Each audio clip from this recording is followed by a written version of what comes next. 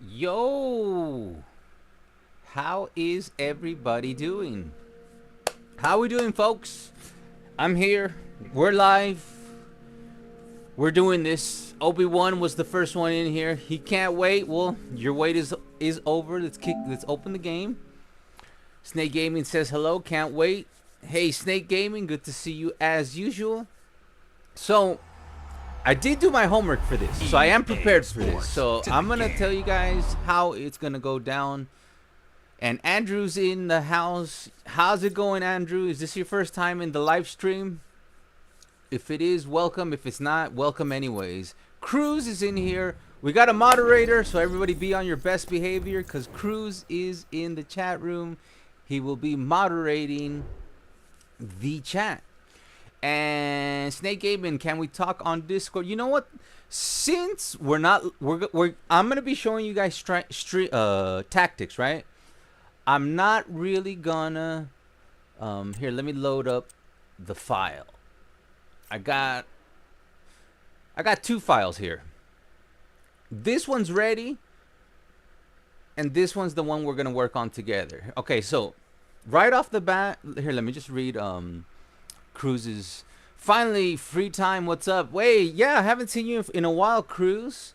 Since you haven't been with us lately, there's been a lot of people we've had to put into timeout.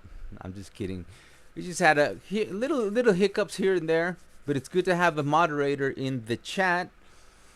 How am I doing, my friend? Says Andrew. I'm doing great. I'm actually pretty excited because I actually prepared really well for this event. Because at first I wasn't going to prepare. For those of you who are watching this on replay, there's going to be timestamps because I talk a lot.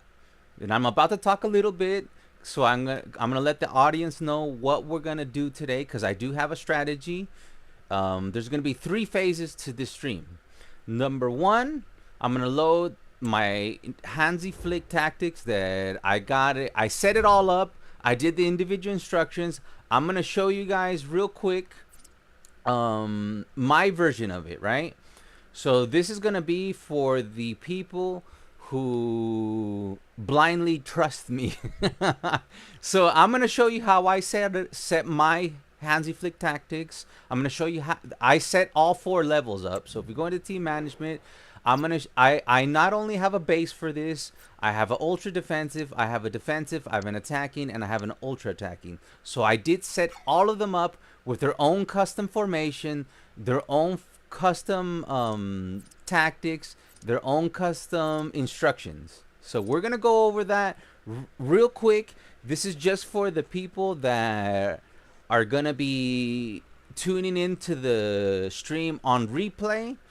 After I do that, we're gonna have a little bit of fun, and I'm gonna get your guys' feedback on what you think about my tactics. Hey, you got it wrong here. I think actually he's gonna do this. Remember, this is all hypothetical based on what Hansi Flick did at Bayern, because if we compare what Hansi Flick did at Bayern to what he did with the national team, they're 2 very different things, and it's most likely he's going to play like he did at Bayern. Why do I think this?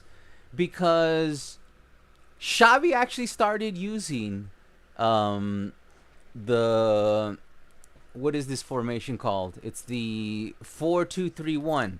Xavi did use the 4-2-3-1 in 2 or 3 games, and he did attempt. There's a couple of videos by the Football Purist. I don't know if you guys have seen that channel. It's a very good channel. I recommend about tactics, and he literally showed you how Xavi actually for 2 or 3 games did use the Hansi Flick model, and it did. We weren't that affected because Barcelona last season were really bad at closing their big chance opportunities, even though we were the club that created the greatest big chance opportunities. So it's not that it didn't work, we just didn't tuck away our goals. So it did work, and usually with people that play with a low block, it gets tougher. So Hansi Flick likes to switch from to a possession, because it is possession based, to a long ball. So what is the main philosophy of the Hansi Flick tactics? Number one, verticality. What does that mean? It means he spreads his players out wider. So we're going to be spreading out our players wider than the shabby tactics. Number two, it's going to be more aggressive because Hansi Flick, it's all about attack, attack, attack, attack. And yes, he does leave spaces. He is vulnerable on the back end. But I'm guessing Hansi Flick is going to try to be as aggressive. It's about physicality, the players having enough physical strength to run. When he was in charge of Bayern, they were the teams that made the most runs. They're the team that ran the most. They're the team that pressed the most. So I'm guessing he's got everybody right now training on their physical stamina. And he's going to, I'm guessing he's going to try to do the 4-2-3-1 because Xavi tried it. So verticality, high intensity, a possession style, mixed in with a long ball. Now, very important. So, like I said, I'm gonna go over my tactics. I'm gonna try to do this as fast as I can. So I'm gonna timestamp this moment for anybody who sees this on replay, so they can see exactly, you know, what they want from this video. A lot of you guys are here actually to interact with me, and because most of the people that are in the chat right now and commenting are the people that have been in my live stream for the last month and a half. So here we go. Let's get started. So what I did, the main formation, we got a 4-2-3-1. Now remember, if you guys disagree with me, it's all good, because we're the second half of the stream, we're gonna redo the formations based on your guys' recommendation. There's gonna be two versions. There's gonna be my version and then the version you guys give me. And somebody mentioned if you guys can voice me on a Discord. Yes, let's see if it works. Like I'm opening my Discord. I usually don't do this because I'm afraid of my resources being used up by, here we go, by the third-party software. But since we're not live streaming gameplay, I'm not afraid of the bandwidth, expanding that bandwidth. Which reminds me, here, let me just let everybody know from the Discord that we're live. So just give me a second. So, hey, Mihail. His favorite thing is to press and highline. Yes. So, Mihail, I just explained that I just created 4 tactics, and yes, they're based on the high press and all that stuff. So I'm gonna go over my tactics for the people that are gonna watch this on replay. I'm gonna timestamp it, so I'm gonna try to go through this as fast as I can. As soon as I'm done with that, we're gonna then open it up to what you guys think I got wrong, and we can spend as much time as you guys want on that part. And we're gonna recreate the tactics based on your feedback. So there's gonna be 2 versions: my version and the version you guys think is the best. So just be a little bit patient with me for the first version, because this part is gonna be for the people that are watching this on replay, which I will timestamp in the video description once this live stream is over. But give me a second so I can tell everyone to join from our Discord, because we do have a Discord. I didn't pin the Discord for this one because honestly, my Discord for now, I want it more to be the people that are following me on the live streams for eFootball. So that's why I didn't pin the here. Let me get my keyboard over here so I don't mess up my cameras.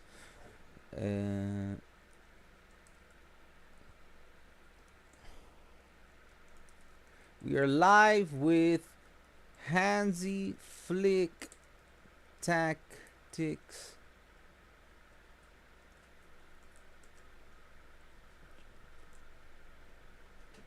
Come join. Just give me 1 second, guys. I'm just letting everybody know from the Discord. Let me get the link for...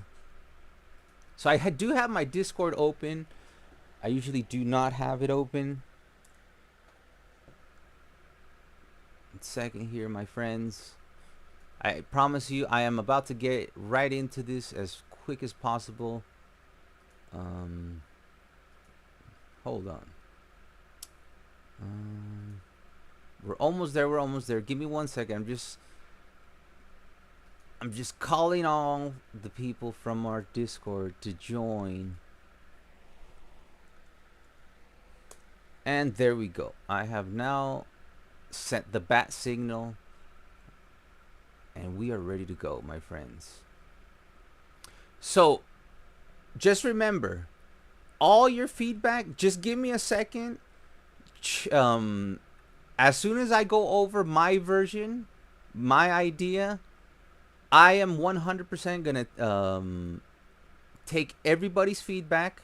So just be patient with me for this first half of the stream, where I'm gonna go over, what I think is gonna happen. And always remember, guys, this is hypothetical. We don't really know what Hansi Flick is gonna do. So I did like a hybrid. I did what I thought he's gonna do and what players we have, and I made my best critique of what I think is gonna happen. So the first thing, we're on the base. I'm sorry. So here we go. The first thing we're gonna do. This is the base plan, right? So we're gonna have ultra defensive, defensive, attacking, ultra attacking. Okay. Right now, we're just taking a look at the base plan. So for the base plan, the formation is set up as 4-2-3-1 wide. Now, there are different versions of the 4-2-3-1. You can see that there is one version where there's 3 cams. I switched that. There's another version where it's a left midfielder and a right midfielder. I believe he's going to use a striker, a cam, a CM, one CDM, a left wing, and a right wing.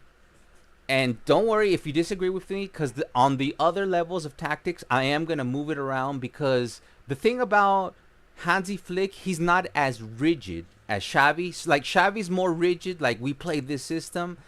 Hansi Flick is a little bit more flexible. So in the other levels, like on the L2, when we go to attacking, you're going to see how I move the players around to give them more freedom, because Hansi Flick is about having the top 4 attackers just really triangulate, but switch positions and really try to confuse the opposition. Lewandowski would drop back.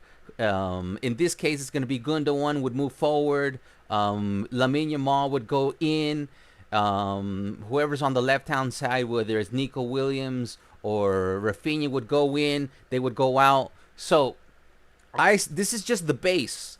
So I did change the left back to left wing back, because that's going to be Balde's role. He's going to play more like the Davies role. So he's going to be pushing a little higher than our right back, who in this case is going to be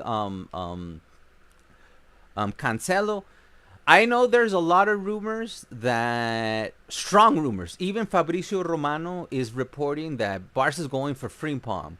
Now, my personal take on this is that they're putting pressure on Manchester City to say, like, if you guys don't want to give us the deal we want, we're going to go for Frimpong. And why do I think maybe Barca's going to have the money? I don't think, we're going to go over this. I don't think Barca needs a holding pivot, because Bayern's Hansi Flick didn't have a holding pivot. They would use Alcantara and Joshua Kimmich. And pretty much what you get out of Frankie de Jong is pretty much what you get out of Joshua Kimmich. I know I know that Joshua Kimmich is a step better when it comes to defensively. But when it comes to breaking the lines, Frankie de Jong is just as good or as better. And also, they're very good at holding the ball. Don't worry, TJ. You can always catch this on replay. So, we're going to get into all those details. So, this is the base plan, right? 4-2-3-1. Make sure you set it up. You got a striker, you got a cam, CM, CDM, 2 CBs, 1 right back, 1 right wing, 1 left wing, and 1 left wing back. Remember, it's a left wing back, not left back, and it's like that on purpose. So when we go to tactics, what the first thing I did is I set the press after possession loss. There will be a setting where it's more aggressive. So remember, this is the base. So I think this is how he's going to start his game out. I did spread. Remember, he was more vertical. So I did spread the team without even the defense, because he really spreads out the last four defenders. So I spread the team out to 70. As we go more aggressive in the other levels, I will spread it out even deeper, and he plays a very high line. Notice that for the base of it, I'm already at 80 for the depth, okay? So for the build-up, he actually plays faster. Like I said, this is gonna drain your team's stamina, but it's all about having depth, and I think we now have, if everybody stays healthy, we're gonna have the depth to be able to play this high pressure. I'm pretty sure Hansi Flick is focusing on that in the he's gonna be focusing that in the preseason and getting everybody's physicality, stamina up to par, because it's gonna be fast build up. This is my prediction. I don't think now I did look, because I was a little bit confused if we should go with possession or direct passing, and I decided to go with possession because I looked at the stats of Bayern when he was with when Hansi Flick was with Bayern, and Bayern was the #1 team to hold possession, so it's still possession based. Okay, so on offense, the width is even wider. I put it out to 80. He spreads out his wings wide, but they do cut inside. So he's got the left back and the right back wide, and he also has his wingers out wide, but then they cut inside. Now you're gonna take a look at the individual instructions and see what I'm talking about, because sometimes when he would have Gnabry on the left hand side, he'd have him cut in. If he would have Kinsey Coleman, he would have him go wide. So it all depends. Same phenomenon happens with us. Like, say we do get Nico Williams, on the left side, he would most likely have Rafinha cut inside, because we've already seen Rafinha that he doesn't do well when he goes wide. So Xavi started playing him like a false wing interior, and he started playing better. He did the same thing with Gnabry. So this is not going to be too much different than what he did. If I will mention, if we do get Nico Williams, which is looking really, really, like, the rumors are strong. Like Fabrizio Romano's also commenting that there is a strong interest. And like I mentioned, I don't think we're gonna go for a holding pivot, because in this system, a holding pivot is not that essential. Okay, so I actually believe, my prediction is that Barcelona is gonna try to get #1 Nico Williams, and remember, please drop a like if you're on this live stream. And #2, they're trying to get Frimpong if they can't get Cancelo. Those are the two players that I believe Barca are going to try to get strongly. I don't think they're that much worried about getting Kimmich or Zubamendi anymore, because this system doesn't really need a holding, anchoring, defensive midfielder. Okay, so we got the width at 80. Players on the box, I just left it at 5. Corners 3. Free kicks 3. All right, remember, this is the base. For the roles, that's up to you to decide the roles. Individual instructions. This is the important part, okay? So for Lewandowski, I have him stay central. I have him mixed. Remember, Flick's tactics are less rigid than Xavi. Flick loves to have Lewandowski drop, have Gundogan go forward, have the front four just confusing the hell out of everyone. Muller, you're gonna see Gundogan in a second. He would have him just pushing defenders out of their position to make space for Lewandowski. All right, so are you? Hold on a second. Let me see. Sorry, I'm late. Are you going to just do this or play with us? No, this is just a tactics video. It was in the video. It literally says it in the title. And if you've seen my tactic videos, I only we're gonna only focus on the tactics. It's all about tactics. All right. Like I said, I'll get to your questions after I do this, because this is for the people that are watching this on replay, so they can watch this as quickly as possible. So Lewandowski, I got him on mix attacks because you want him to be unpredictable, moving left, right, center, back, blah blah blah. Interceptions are set on default. He will come back out on defense. Everybody's gonna come back on defense in this system. Okay, so that's Lewandowski. Gundogan, he's also gonna come back on the defense. He's gonna get in the box for crosses. You could put it as a mix if you want, but I'm gonna do that in the other level. And he gets free. And the reason I didn't put it as mix is because I gave him free roam. Now this is where I'm trying to trigger where he's gonna be this word jalando. He's gonna be dragging the center backs, making room for Lewandowski. So that's why I gave him free roam. Gundogan's supposed to be running all over the place, making the CBs, getting out of their formation, making room for Lewandowski. So that's why I gave him free roam. Now, interceptions for Gundogan is set to normal. All right. Now, for Rafinha, I have him come back on defense, and he's going to cut inside. He's going to come short, just like he does in real life. I have Rafinha's interceptions set on aggressive because that's how he plays in real life. We'll go over the other players like Victor Roque and Gavi. You always want to set it to aggressive. Now, if you're playing, let's say Joao Felix stays on the team, I would set this to normal. But if it's Rafinha, set it on aggressive. I'll mention what are the other players that play aggressive no matter what. And support crosses, they're on default. Okay, so that's Rafinha. Now, Pedri. Pedri's going to be playing a double pivot with De Jong. He's going to have a little bit more freedom than De Jong. So I have his balanced I have his attacking support on default, so he can both stay back and go forward. And the same thing goes for the crosses. He's going to be going into the box for crosses and staying on the outside. His interceptions are set to normal. He's also going to have the free roam because Hansi Flick loves to have four attackers moving freely. He's not as rigid as Hansi Flick. And I have him covering the center, and you'll see why in just a bit. For De Jong, he's going to be the pivot. And like I said, because we're not really using an anchoring pivot, it's a little bit different. So I'm not going to have him. So I have him as cutting the passing lanes.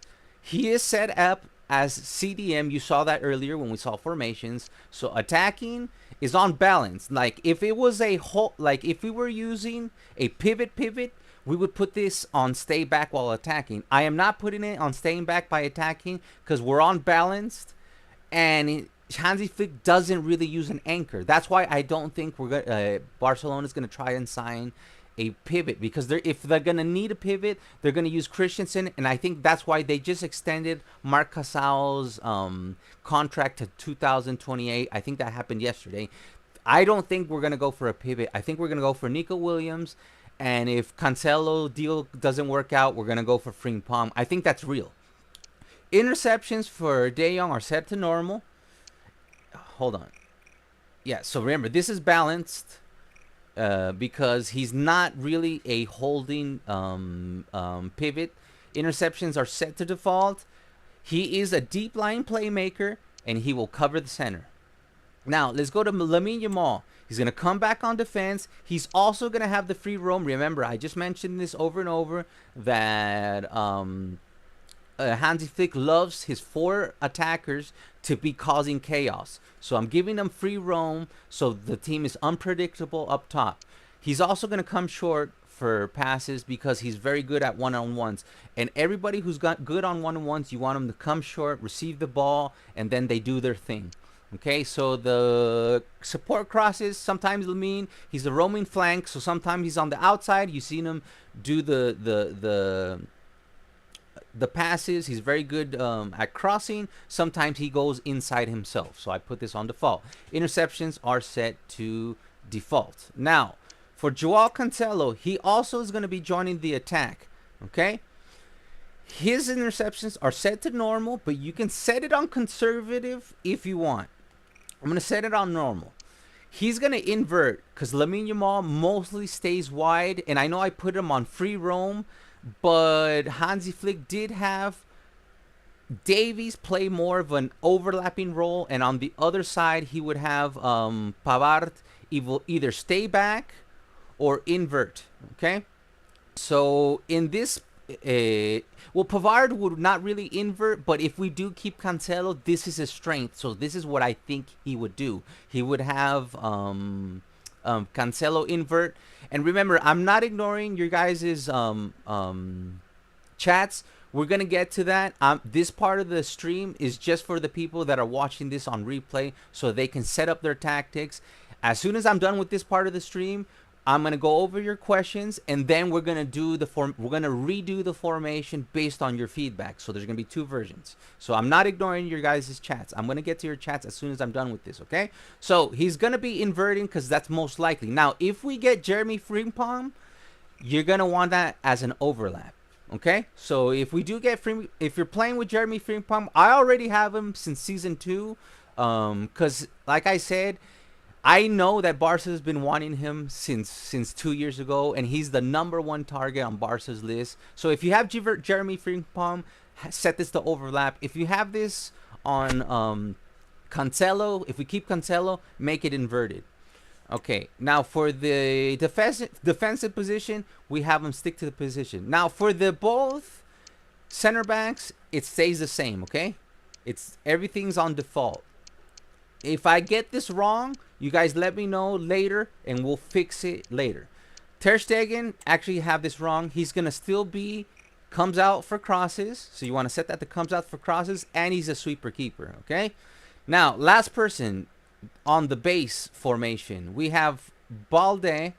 Now Balde, unlike Cancelo, is gonna overlap. He's gonna play the Davies role. Okay, so you're gonna see when I switch to the attacking formation, how he's gonna move up further the pitch, just like Davies did. So you're gonna want to set this up as joining the attack. Set the interceptions as normal, and you're gonna set it up as overlap. I did set it up as step up because he has so much more speed. He's supposed to be the fastest player on the team, just like Davies. So Davies would play really high, and the reason I set up to step up is that he's going to chase the defender all the way back because he has the speed to do so.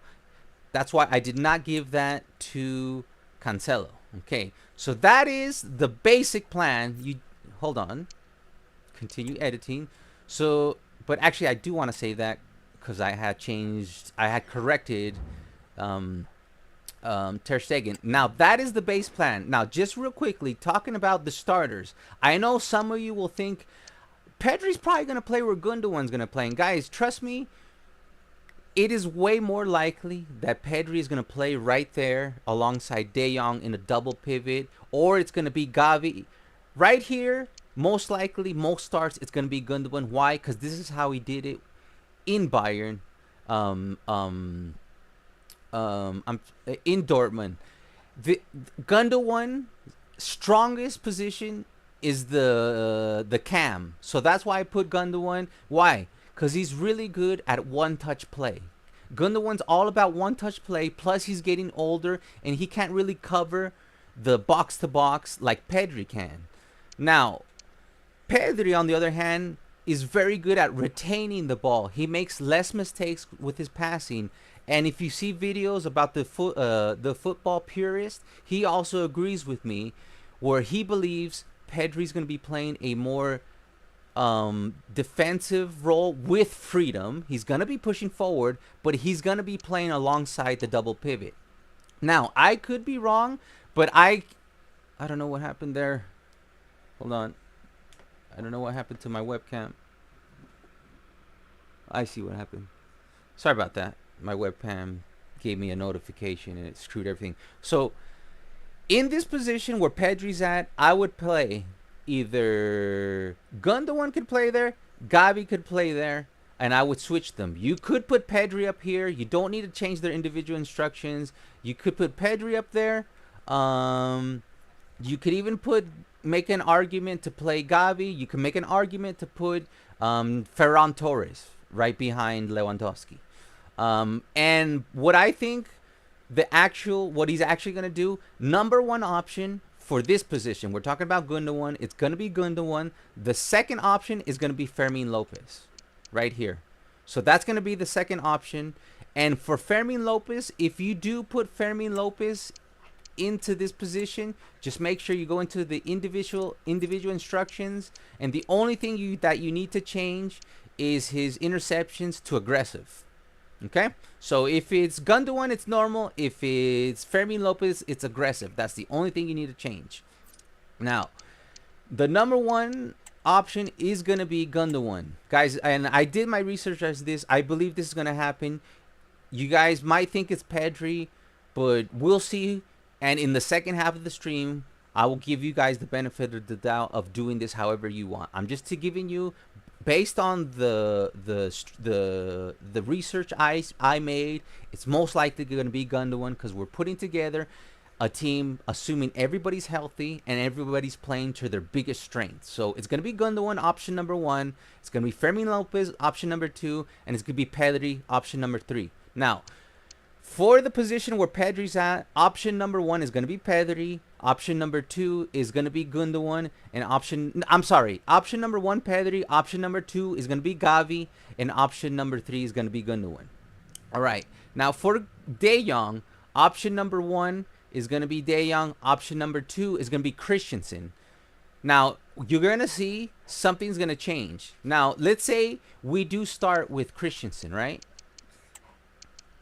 Now, Christensen did play a little bit more of an anchoring role, and we're going to see what's going to happen when we put Christensen into the lineup. He's still playing CDM. Everything stays the same. So now let's take a look at the attacking. So for the attacking, hold on. Actually, let's take a look at... Okay, this is the one where they're a little bit more out. Christensen. Okay. Before we look at attacking, let's look at defending. So let's say he starts Christensen, right? Most likely, I would use this second option, where you have three center backs, where we actually are playing Christensen as a third, three in the back. Now, Hansi Flick did do this at certain times. He would have Pavard move inside, and he would link them up with his two center backs. So because this is a defensive formation, this is how I rearranged the formations. You could take a look at that right here. It's three center backs, one CM, one cam. We're gonna have a striker, and yes, we went from a left winger to an interior center forward. Hansi Flick also did this with Gnabry and players that are not so much as a Nico Williams winger type of player. Now, if it is Nico Williams, I would then switch this to a wide right winger, just like Lamine Yamal is playing right wing. But, I'm sorry, that wasn't supposed to have it. But for this formation, now as you can see, now we have two wing backs, which is Balde on the left-hand side as a left wing back, and Cancelo now has switched from a right back to a right wing back. Under the tactics, it's press after possession loss. The team width is set to 70. The depth is set to 80. The build-up is still fast.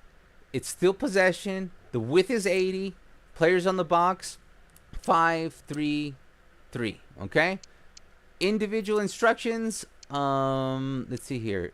Lewandowski, I'm just going to do this real quick. You could see here, I pretty much explained myself. It's pretty much the same for Lewandowski. Gundogan is the same thing for Gundogan. Now, Rafinha did change. He's going to stay central. He's going to be mixed. His interceptions are aggressive. And his basic, his support, actually, we're going to have him come back on defense because we're playing more defensive. Okay, actually, hold on a second. Let me double check that. This is come back on defense, stay forward. I would keep it mixed, okay? Because it is high intensity, most focus on attacking. Once we go to our ultra defensive formation, then we'll change that. Okay, Lamine Yamal, come back on the defense. Free roam, come short. Balance, default. Real quick. We're going to do this one real quick. Inverted, normal default, stick to position. Araujo, Christensen, and Kubarsi stay the same. Now, one thing that's going to change here, actually, Balde, same thing. He's going to overlap. He's going to stay balanced here. He's going to overlap. He's going to step up. Same thing there. Now, there is a slight change. That's how you do for defense, okay? Now, for the ultra defense, we're going to have the formation changed to one striker, one cam, one CM, one right wing, one left wing, but we're covering the half spaces and we're going really conservative. You're probably never going to use this unless Hansi Flick is literally going to park the bus. I just put this out there just in case you want to have the full spectrum covered. And like I said, I'm going to get to your comments later. First, we're going over the basic, my basic, my main, what I think he's gonna do, and then I'm gonna read your guys' questions. Okay, so don't worry, I'm gonna read all your questions as soon as I'm done with the first round. Okay, so that there you can see the formation, the tactics. It's custom. Drop back 60, 60.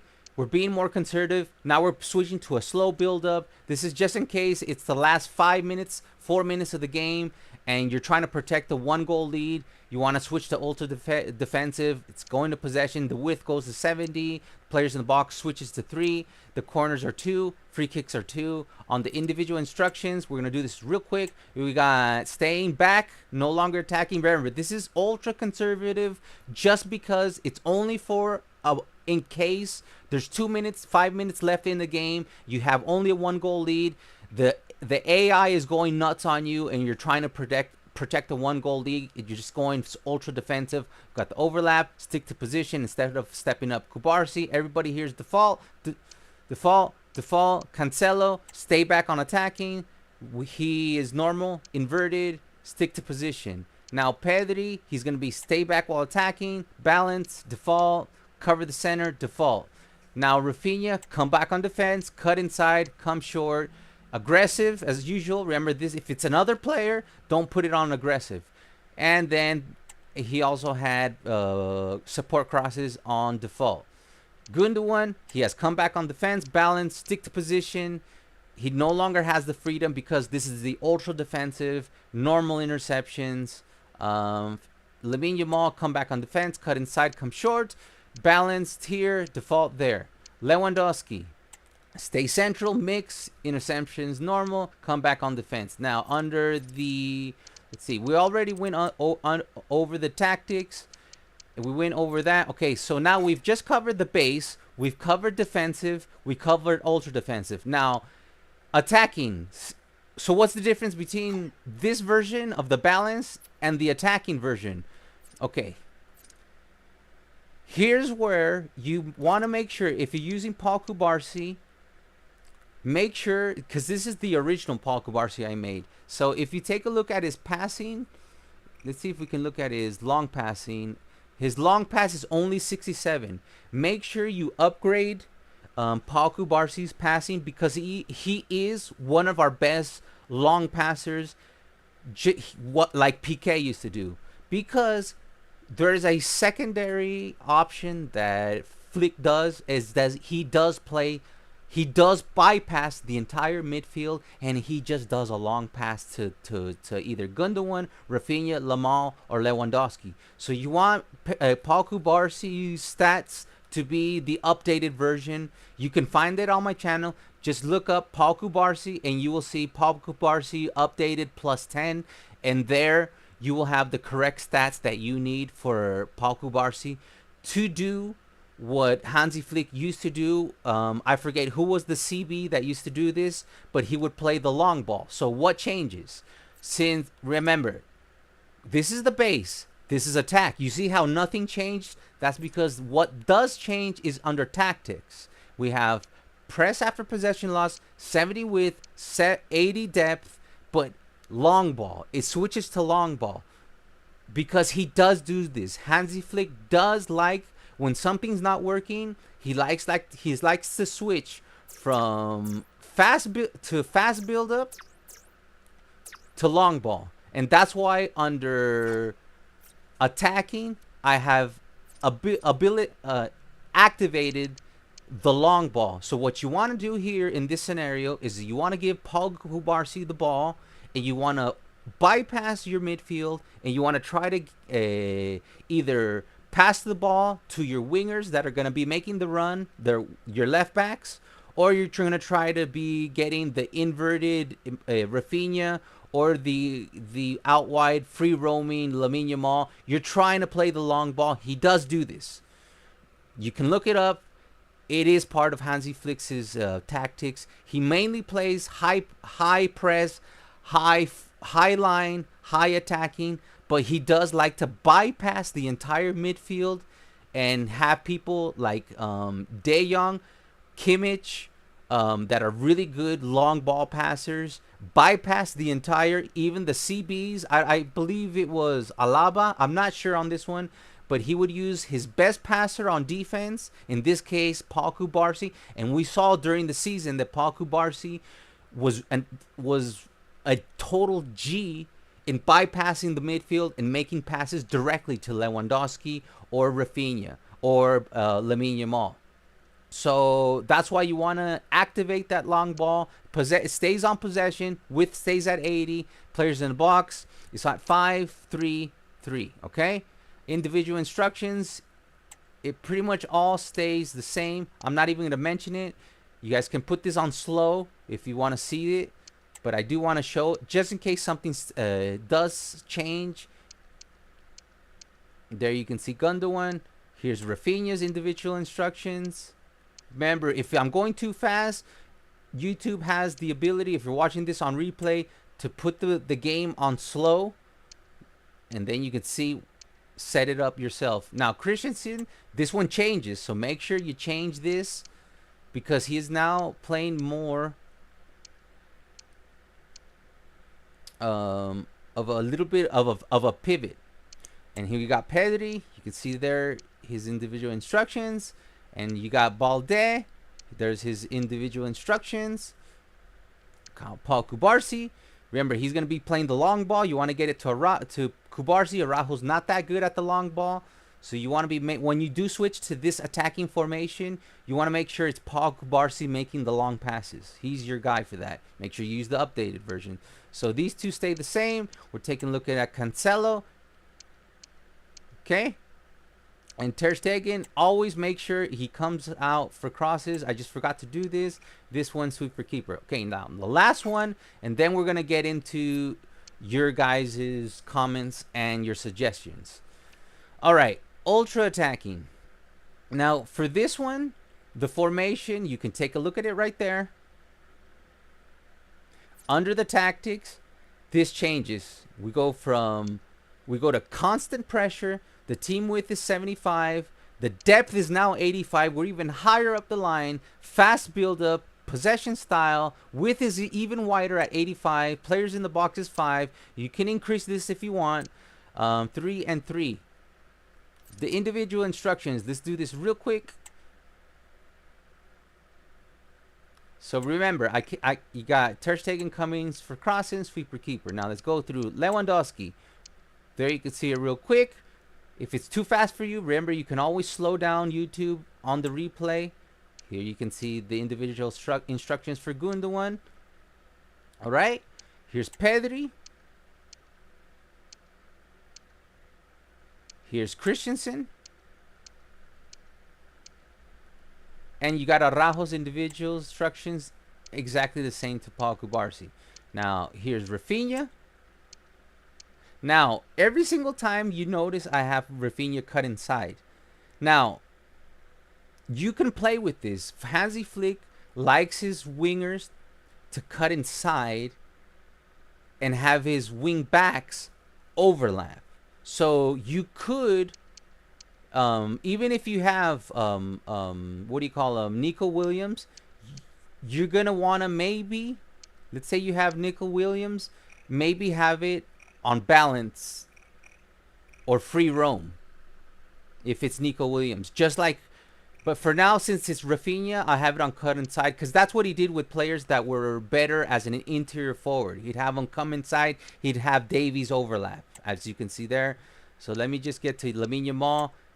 Lamine Yamal does have the free roam because Hansi Flick likes to have not only chaos from his attackers, but he would have Lamine Yamal cut inside, and he would have Cancelo most likely overlap. We're gonna see that in a second.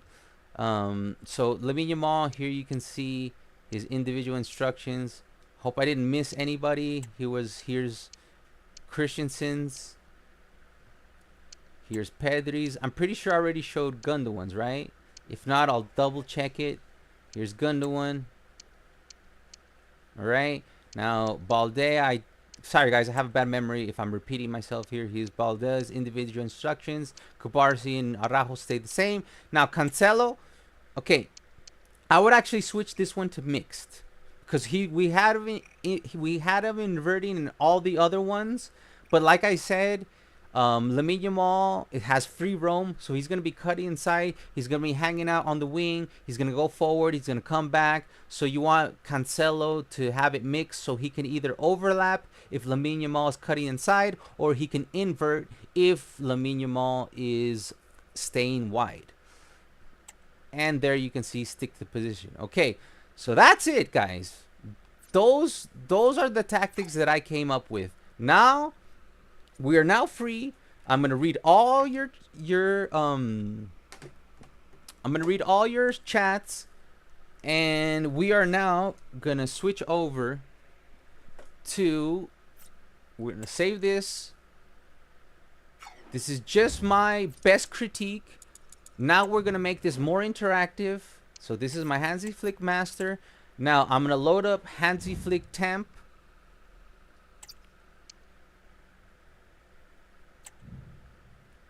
And I'm going to read your questions, and we're going to adjust things based on what you guys think. And then we're going to make a second tutorial, which I will timestamp. So if anybody's watching this on replay or live, we're going to now make the tactics based on the chat's feedback. Okay? And once we're done with what the chat room believes is the better version than the one I just provided, I will timestamp that, so and I will go through it real quick so you can see that. So there's going to be 2 timestamps. The first one where I created and I skip all the talking I did in the intro, and then there's going to be the second one where it's going to be the final build of what you guys are about to tell me in the chat. So I'm about to read all your messages from the chat, and I'm about to do whatever you guys want me to do with the squad, but we do have to read a consensus agreement. Okay, here we go. Let's see. Let's see here. Snake Gaming, there has to be only one defensive formation, 4-4-2. So Snake Gaming believes there should be a 4-4-2. I watch him. I was getting the most info from there. Let's see. Can we talk on Discord? Let me see real quick on Discord. Don't really see anything in my Discord. I don't have any messages on Discord. Let's see here.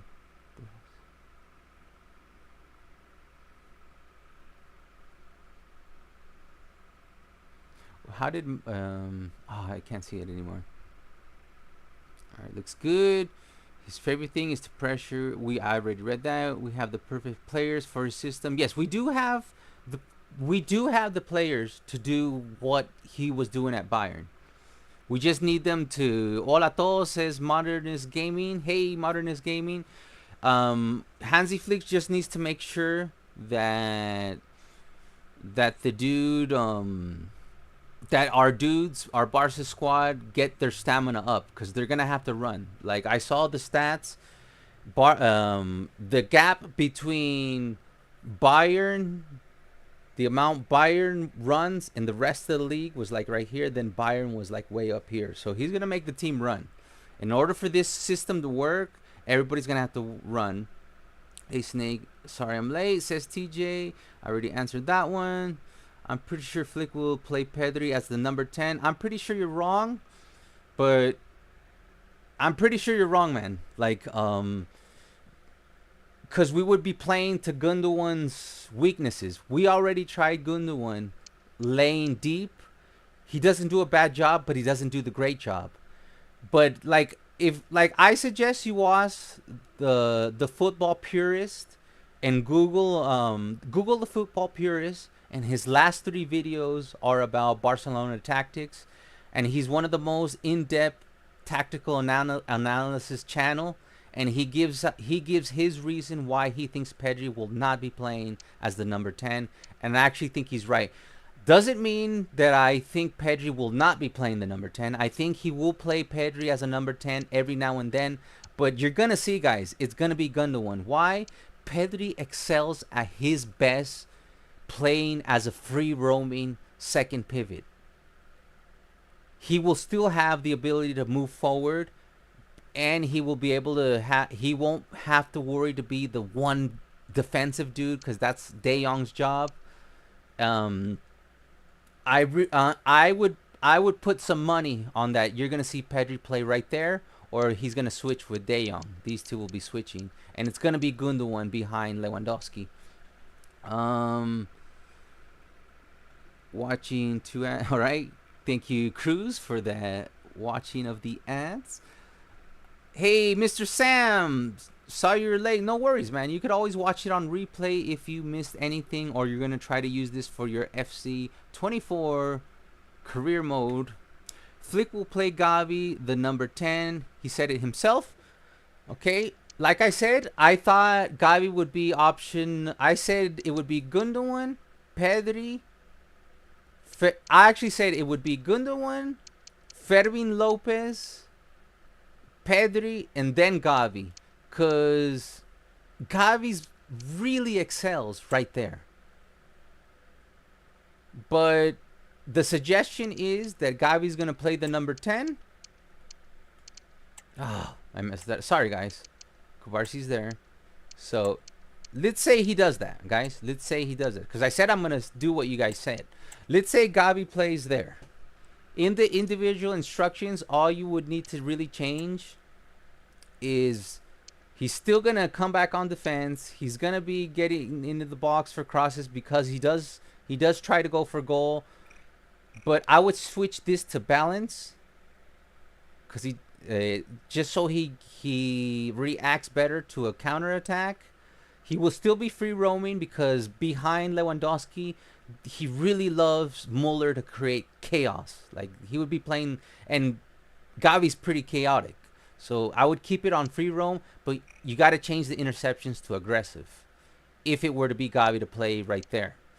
I don't really think it's going to be Gavi there. That's just my opinion based on what I think. Even if he said it out loud, I think he's going to put Gavi right here.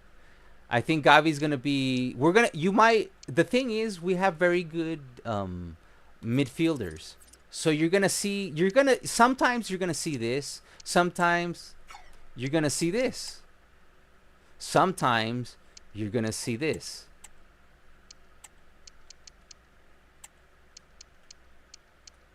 Sometimes you're going to see this. Sometimes you're going to see this. Sometimes you're going to see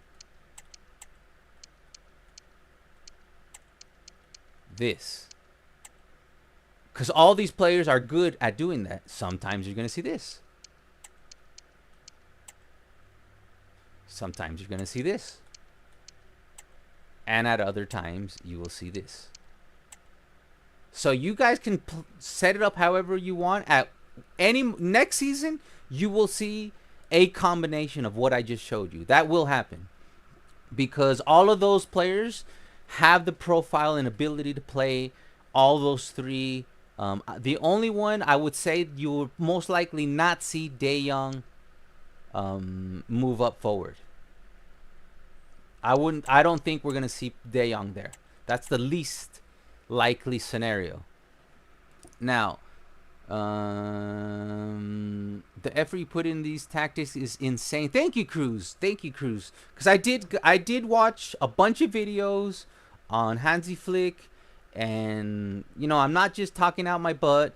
I did do my homework to the best I could, and there's things that I probably got wrong. We'll see. Like, once, and remember, I'm not a fortune teller. As soon as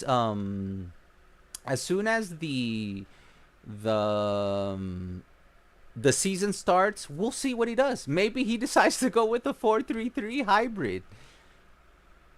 So that's why we're live streaming this. Once we see what he actually does, I'll put together a video just like I did Shabby Tactics, and we'll replicate what he actually did. Right now we're just guessing. We're just having fun guessing. So Snake Gaming, Gavi's isn't going to be injured at the start of the season. He's not going to be injured at the start of the season. He's already doing pretty intense training, but I wouldn't say he's at 100%. I think he's at 90%. So I don't see him as a starter yet. They're probably going to ease him into it. But once he's at 100%, Gavi is literally a Hansi Flick dream. Like, Gavi will be perfect for Hansi Flick. The high pressure, the intensity, the nonstop, the ball recuperation. Remember in my Shabby Tactics video, I said one of the reasons we dipped was because we lost our two main players that were the best players at ball retention, ball recovery. That's just stats, guys. That's just stats, facts. You could Google it. And it was Busquets and it was Gavi. That were the two players that recover the ball the most, and we lost both of those players last season, and that caused a big problem for Xavi. Hansi will play Pedri as the number 10. Like I said, I do think we'll see him there, but I would put some money on the fact that you will most likely you can also see this. He might also play this. Yeah. So I think this would be probably the number 2 thing that he would do. But the number 1 thing I think he's gonna do is this. Just remember, guys, when the season starts, I'm telling you, he's gonna play Gundogan up forward, because every single time he played Gundogan in this position, that's when we played the best. When we played Gundogan in this position, it's not that Gundogan played bad, but Gundogan didn't play his best. And Pedri actually plays his best there. I know he did good with Spain playing as a number 10. I know he played good with Barca every now and then, but he also got injured because of playing up there. Because when he plays up there, he has to play more box to box. And I think Barca is going to be trying to be a little bit more careful.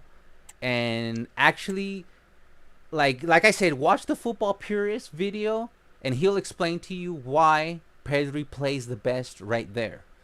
And I really believe strongly that Pedri's going to be right there. But either way, it's your career mode. You can put Pedri up there. Like, this is designed for this to also work. Like, you don't even need to change his individual instructions.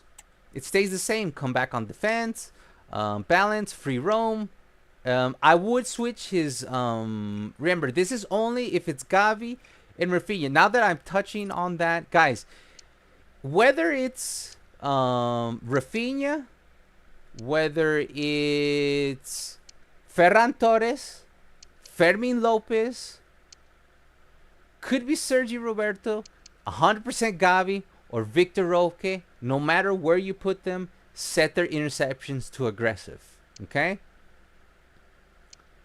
So let me repeat that.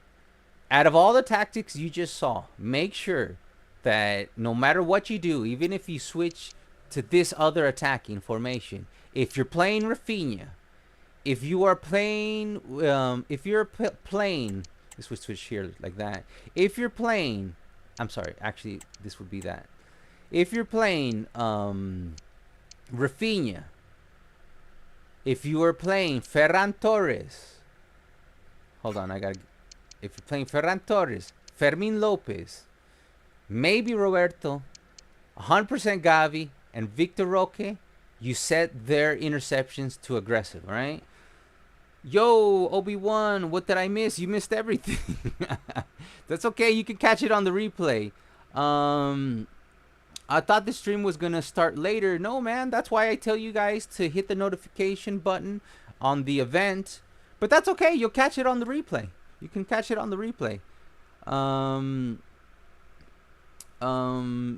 Like, that's why I always create the events before the day before.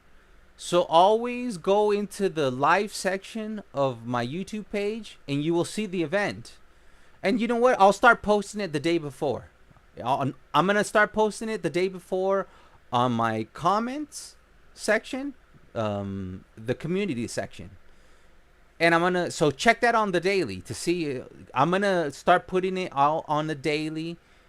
And all you have to do is click on the video, and the video is going to show you a notify me. Hit the notify me. So when I go live, no matter what time I go live, and guys, I go live every single day at the same time. It's 10:15 a.m. at my time. The thing is, if you go to the event, it'll show you what time I will go live in your time zone. And if you hit the notify button, and I'm not talking about the notify button for the channel, I'm talking about the notify button for the event, the live event. So I'm going to be putting it on Discord the day before. I'm going to be putting it in the community section the day before. But make sure you click on the video. The video is going to say, you're going to look on the lower left. If you're on a PC, on the lower left, it'll say notify me.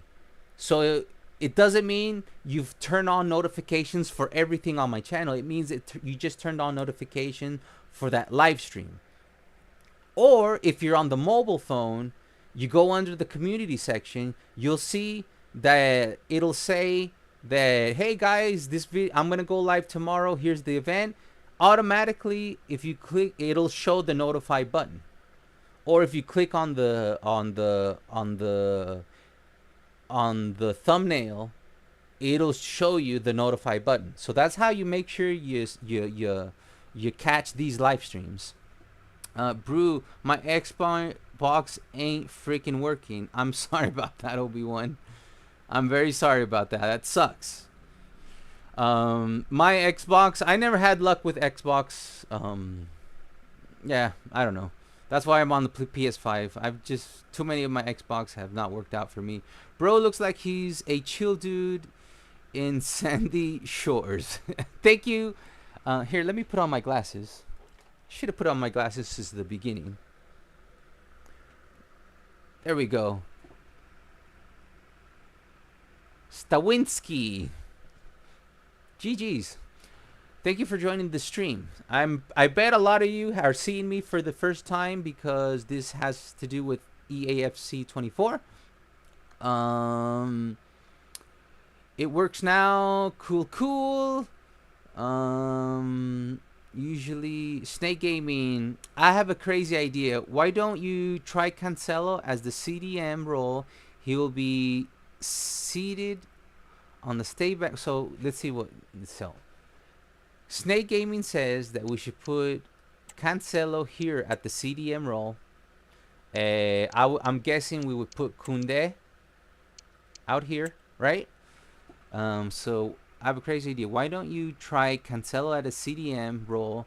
He will be setted on stay back while attacking.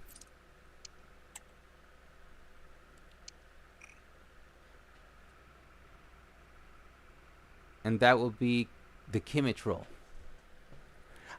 Okay, I did it, but the only reason I disagree with you is that Cancelo is one of the worst defenders on our team, and Kimmich was a good defender.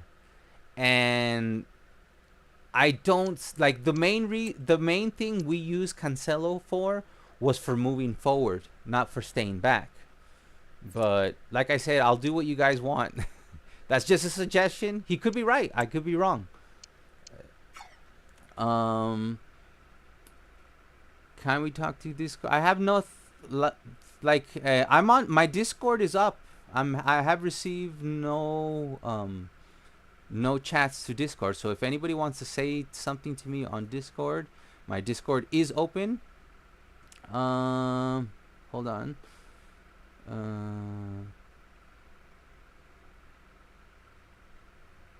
Hold on. There's a lot of things I gotta go through. So, hey, Beast Gaming, how you doing, my friend? Good to see you in the chat. Oh my God, FC24 stream, yeah, FC24 stream. Anything? I don't know anything about Hansi Flick, so hopefully this will help you. If you're watching this on replay, Beast Gaming, I'll timestamp where I start, so you can set up your team to play the Hansi Flick. Cause we went through the whole thing. Here, I'm gonna save this. This is your guys' version. Flick temp. Earlier we went through the whole thing. Beast Gaming. I'm just talking. Why do they keep showing this message? I get it, man, but stop showing me the message. All right, and so earlier today, at the semi beginning of the stream, I went through the base structure. I went through the defensive structure, the ultra defensive structure, the option for attacking wide, and the ultra attacking. So I'm gonna timestamp that at the end of this stream, and sorry for wasting your time. Just, you know, I just like to cater to every message that I get. Let me load up the version you guys are creating. So far we have Cancelo in the midfield. Okay, let's see. You should put instead possession to forward ones.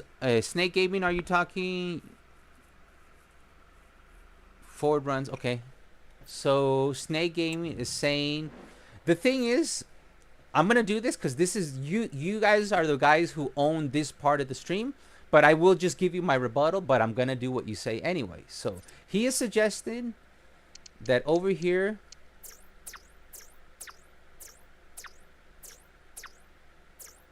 sorry guys, it's right here, runs forward. He's suggesting runs forward, which I'm gonna set it as that. So he suggests runs forward. If just please give me an explanation, Snake Gaming, on why you think that. I'm gonna leave it like that because this is gonna be your guys' build. Now, the only reason I disagree with this, I would put this under attacking and leave the base on possession. You know why? Take a look at the stats. When Hansi Flick won the treble, Bayern Munich were the one with the highest level of possession. Even though they were direct, on paper, they were still the #1 team on possession. So I would suggest leaving the base on possession, and on the attacking, here I would change this to runs forward. But this should be fast build up. I don't know why it was on slow build up. Okay? Oh, because this is your build. Okay, I know why. No. This is your guys' build. So that means I have to go to L2. Select this. Copy from balanced. Okay, we copied from balanced. And then we're going to switch this. See, now it's fast. Now I understood. That's the cool thing. They gave you that and runs forward. Now it's set up how... And you had also said to use Cancelo, Kunde out wide. We're going to bring in Cancelo. Where are you, Cancelo? Don't be shy. Here he is. Cancelo here. Kunde in there. Kunde there. And in the individual instructions, you had said stay back. Okay. And the defensive game plan formation should be 4-4-2. So he says... So this is for the attacking. So we're going to go to the defensive. And he says we should... First of all, I'm going to copy the game plan just for the individual instructions. And then we're going to switch to a 4-4-2. Okay. Now we got the 4-4-2. Under this 4-4-2, you're gonna have to let me know how you want this to. Gavi is the striker, second striker. That makes sense. Gavi did play this position in real life, but I gotta bring in Gavi into the starting lineup. Hold on.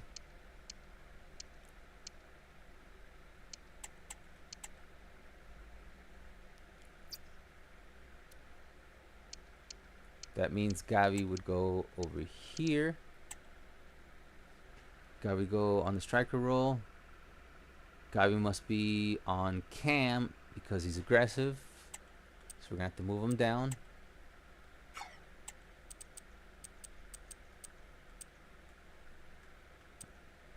Here.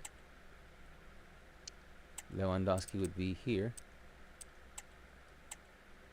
Okay. Because of his aggression. Cancelo should be overlap. In this scenario, you're actually having Cancelo overlapping.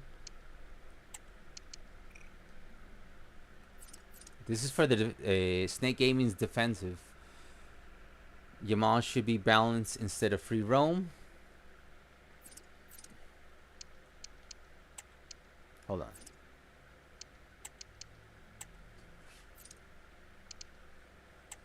He's on balance. Come back. Cut inside.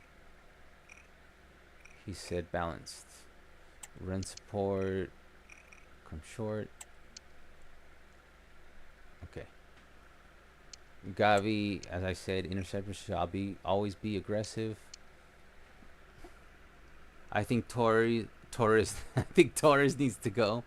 Well, if we sell Torres, we'll probably 100% get Nico Williams. So, yo, been looking forward to this. What's your next creation? Can it be Gerard Martin? We'll see. Definitely gonna be doing more creation. There's gonna be creations coming out. I'm not gonna stream tomorrow, guys. I need a day off. 1 day off because I have streamed and created content every day of this week and I have been doing that for almost a month. Tomorrow I'm gonna take 1 day off. I'm gonna do nothing. I need one rest day, guys, and then I'll be back live streaming on Tuesday. On Monday I'm gonna drop something. I'm gonna drop a player creation. Could be Gerard Martin. Could be somebody else. Okay, not promising, but you know what? I might drop 2 players on Monday. It might be Neymar from 2015 plus a La Masia player. On Monday, all I'm going to be doing all day is creating a player. It usually takes me 3 hours to do the complete build.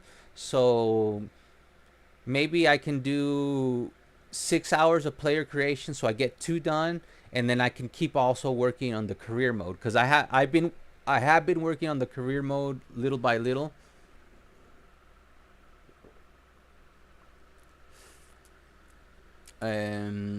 We got Enzo. He says, no, I think Gavi should play either CM or the wing. So I agree. I actually agree with that. If we're gonna see Gavi, I don't think we're gonna see Gavi behind Lewandowski because Gavi's one of our, like I said, Gavi is the #1 ball recovery person that we have, and that was the problem that we had in our back line. And we already have 2 players like Gundogan that have the profile to play this position perfectly. So I think we're either gonna see Gavi right here, or we'll see Gavi play right here where he played under Xavi, but we'll see him as a left midfielder like that.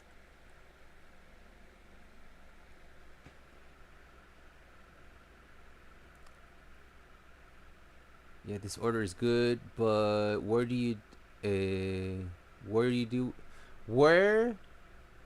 you like when I started the stream, I just told you guys who was the most likely starting lineup. Um, where Kunde would play would either be right back or Araujo. Like the thing is, I put Araujo as a starter because I think Araujo, it's a toss up. Like whoever's in better form will be the starting right back. Like when it comes to CBs, I think you're gonna always see Paul Kubarsi because, as I mentioned earlier in the tutorial, the Hansi Flick does play long ball after as a secondary tactic, and the best CB that plays long ball because Hansi Flick likes to bypass the entire middle and just give it up to Lewandowski, either Gundogan, Lamine Yamal, or Gavi. And Paul Kubarsi is the most talented player to do that. Not this version of him, my updated version of him. So make sure you use my updated version. I'm pretty sure I made his passing long pass over 80. I don't remember but I know the thing is I like my builds are very, very, very precise. So I know I gave him a high percentage on long ball passing because I know he's good at that. That's his thing. So you're most likely gonna see Kunde. You're probably not gonna see Kunde and Araujo starting a lot of times because the best passer is Kubarsi. So you're gonna see Kubarsi start most of the time, just so Hansi Flick could do the long pass directly to Lewandowski, Gavi, Gundogan, or Yamal, whoever's up top, Nico Williams. So Kunde will either be playing platoon with Araujo, or maybe he'll be the starter and Araujo will be the backup. Maybe one day it'll be Araujo, one day it'll be Kunde, but Kunde will definitely be a factor in the team. You should play Cancelo as a CDM and stay back. Okay, we did that. Kunde as a right back. We did that. Right back overlapping.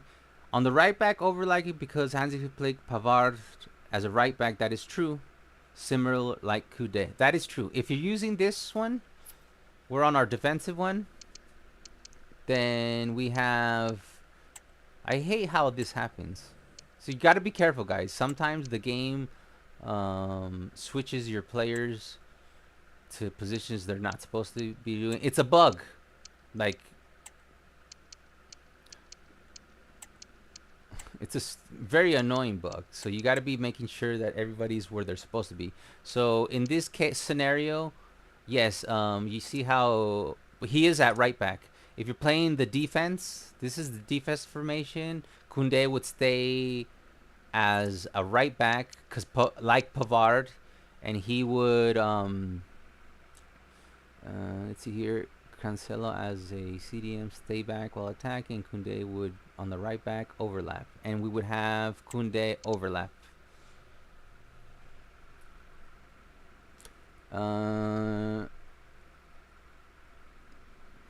Because he said he's gonna work on his offense game this summer. That's what Kunde said.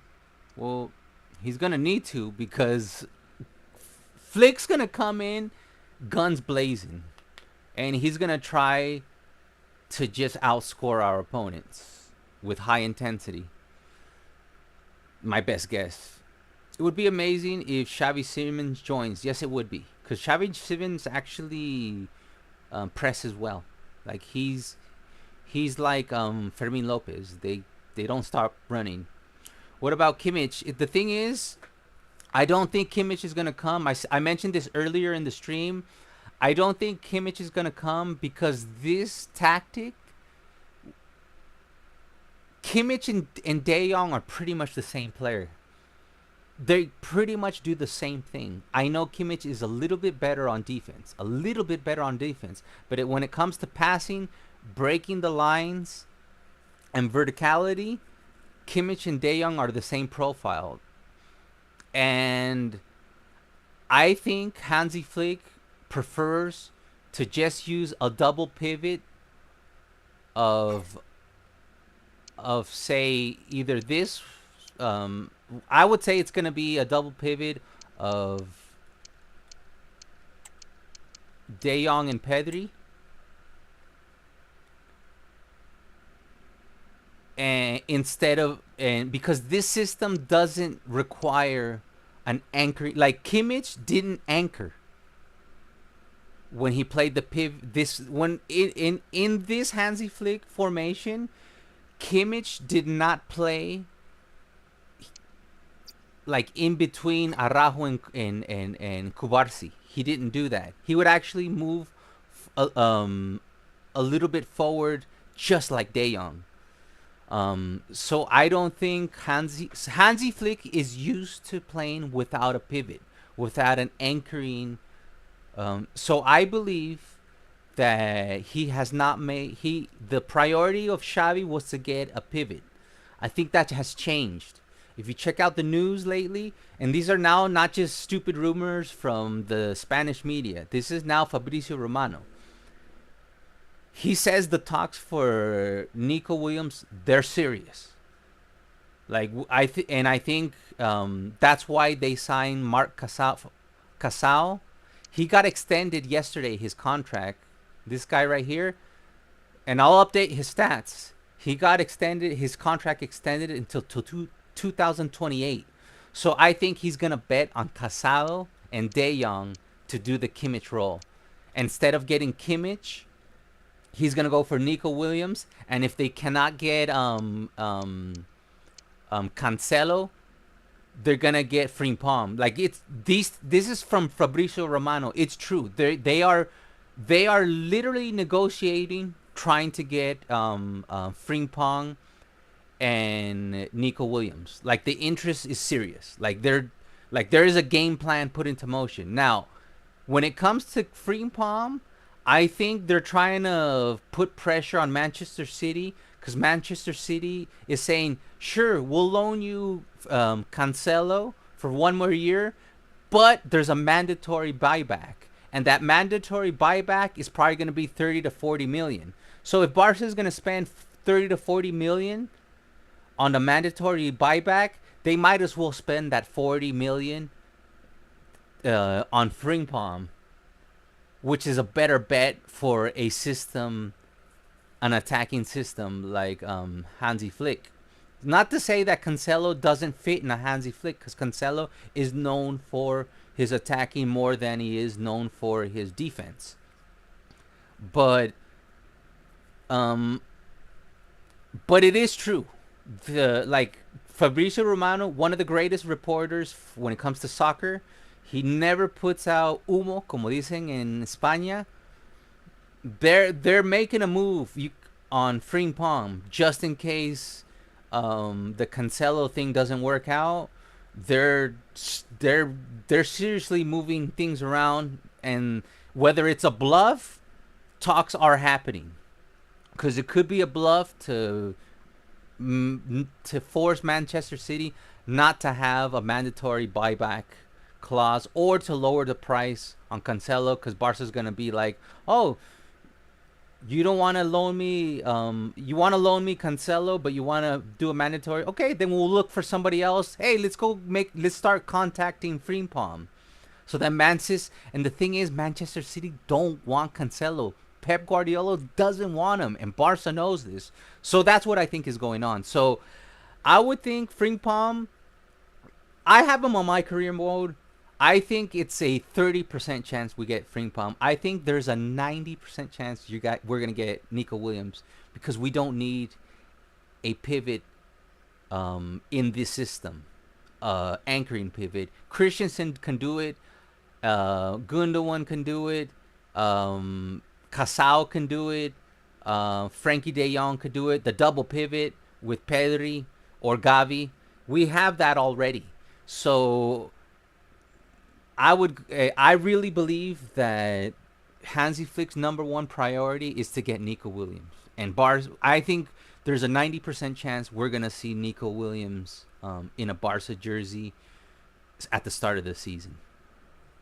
I think next week they're gonna announce the Nike deal, and they're gonna get to 1-1. And if we sell anybody, that we're gonna get Nico Williams. All we gotta do is sell anybody. We sell anybody 30, 40 million. You Nico Williams release clause is 58 million. That's like the thing is, if Barca doesn't pay that 58 million, someone else will. And I do know, well, I don't know, but sources say that Nico Williams favors Barcelona. So he's waiting for Barca to be able to go to the 1-1 rule, sell one player, um, and pay his release clause and join Barca. And I think that's going to happen. De Jong on the Pedri position. And Pedri, okay, let's see. Snake Gaming says, is this under the defensive? He says, Pedri in the De Jong position. De Jong on the Pedri position. And Pedri or Gavi on Cam.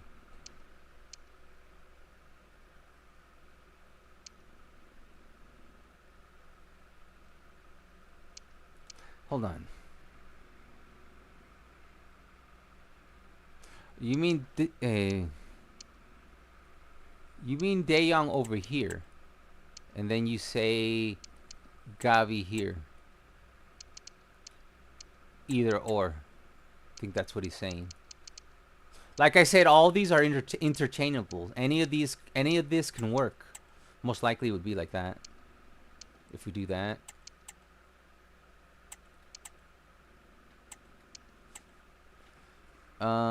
We should sell De Jong for Kimmich. That's the thing. That's actually okay, Mr. Sam. That's actually not a bad idea. The only downside is that Kimmich is a little bit older and about to dip in his peak. Like he's 31, 32, 33 years old, Kimmich. Frankie De Jong is 27, 28. And they're very similar. I know, like, I'm a Kimmich fan. I have Kimmich on my career mode. Kimmich is just a little bit better on defense. Not that much better than on defense. And when it comes to everything else, they're almost the identical player. But would I sell De Jong for Kimmich? Yes, for two reasons. Number one, the value of De Jong is much higher. So you can sell De Jong for 110 million euros and you can get Kimmich for 60 million euros. 30 million. Like Kimmich's market value right now, it's only 30 million. So you can get Kimmich for 40. And then with the difference, you can get Nico Williams. So it's not a bad idea. It's not a bad idea. It's not a bad idea. What is the tactic version? If you want to see the tactics, watch this on replay. And I went over all the tactics at the beginning. Right now, we're just doing hypotheticals based on the chat room. Gundogan can play everywhere. Yes, Gundogan can play everywhere. So even though Gundogan can play anywhere, in the midfield, he could play here, he could play here, he could play here, he could play here. His strongest position is there. Even though Gundogan can play anywhere, his strongest position is there. He's the one who creates the most second chance opportunities for the offense. Remember how many assists he got this season. He plays his best up there. The higher he pushes forward, the better you get. He links up with Lewandowski really, really well. Mr. Sam, bro, I thought Koundé was going to play right back and Cancelo's going to leave. That could happen. That could happen. That's the thing. Like, when you go over my tactics that I just showed you, what you want to do, if Cancelo leaves and just put Koundé right back, and I had Cancelo always inverting, switch Koundé to overlapping in all my earlier tactics. So if Cancelo leaves, put Koundé as a right back, and if Cancelo leaves, maybe we get Frimpong. If we get Frimpong, also overlap.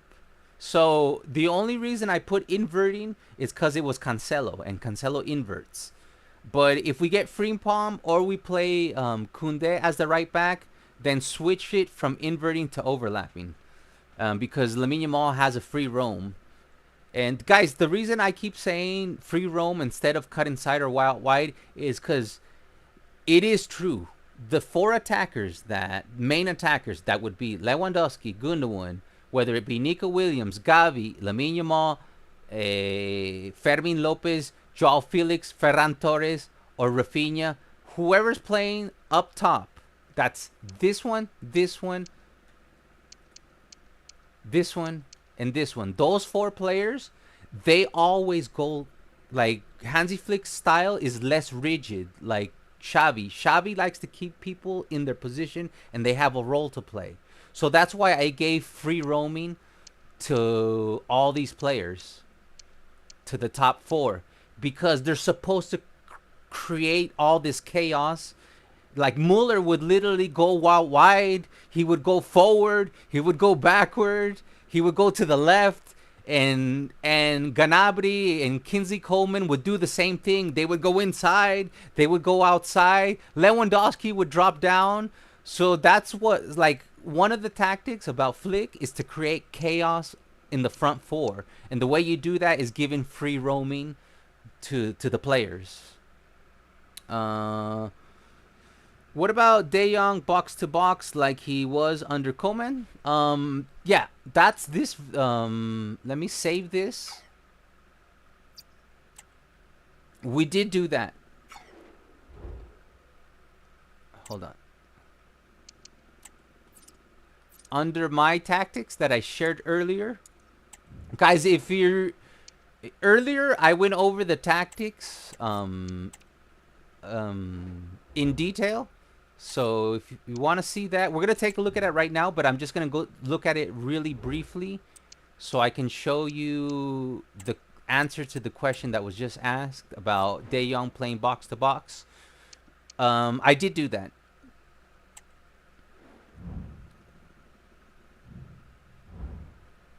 Except the reason it looked like I didn't do that is because I had put in Christensen.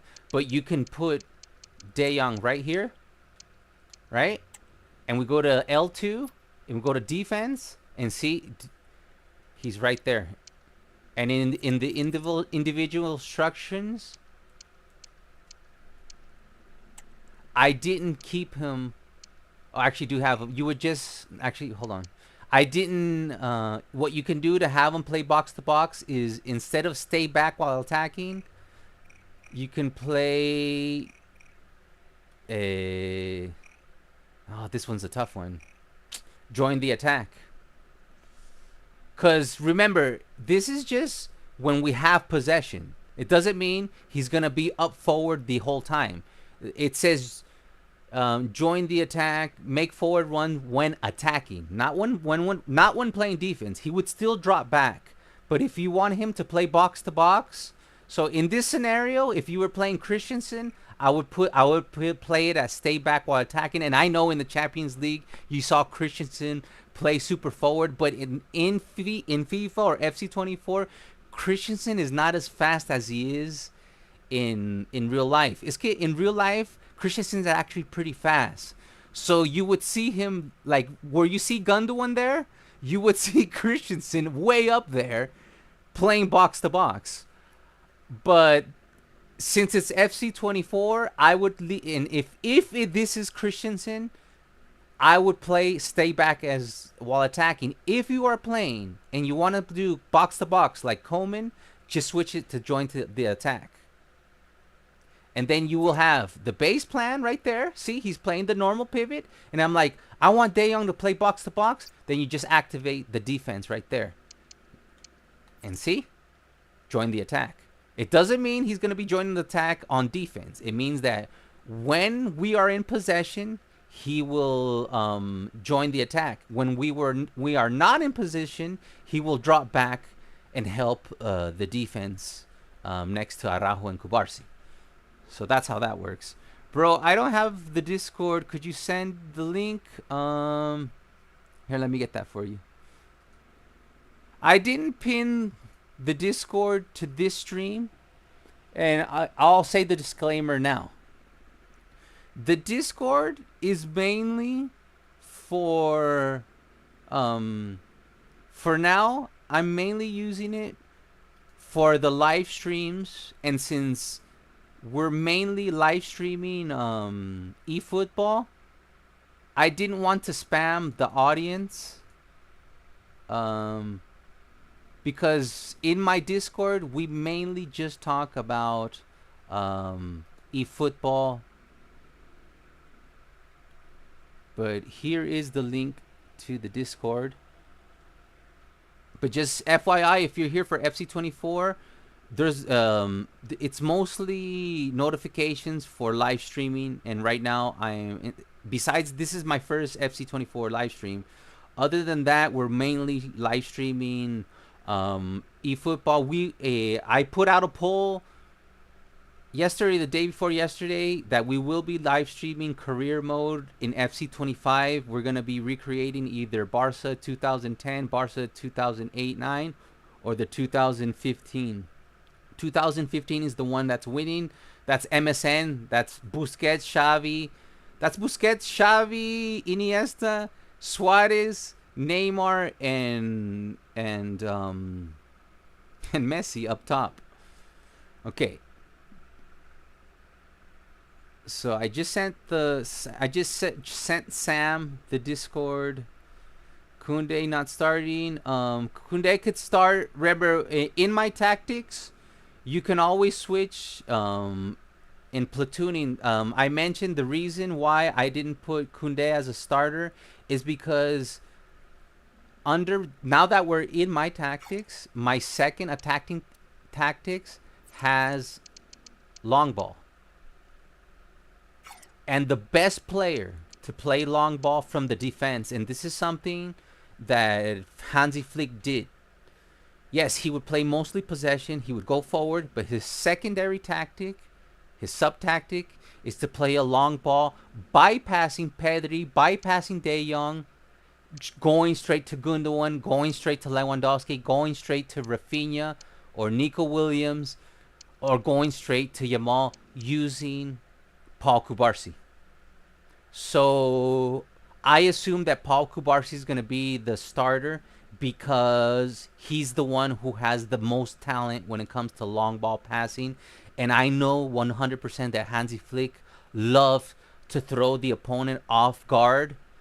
And yes, attack, attack, attack. That's why my base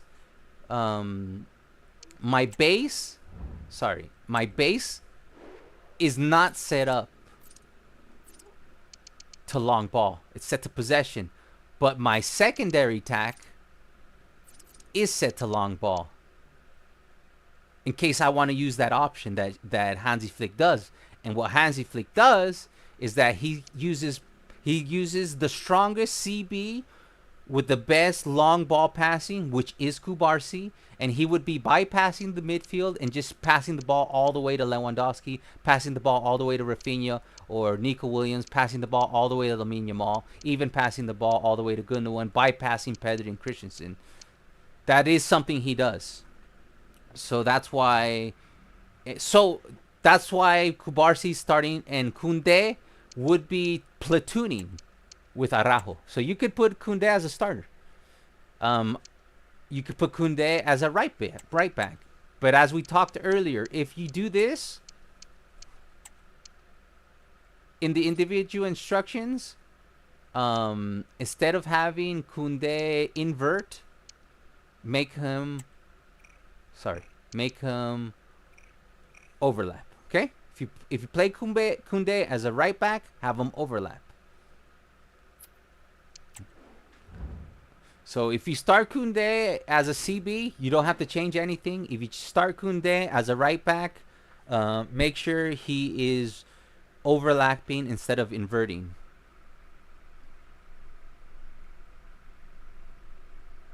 That's weird about the start time.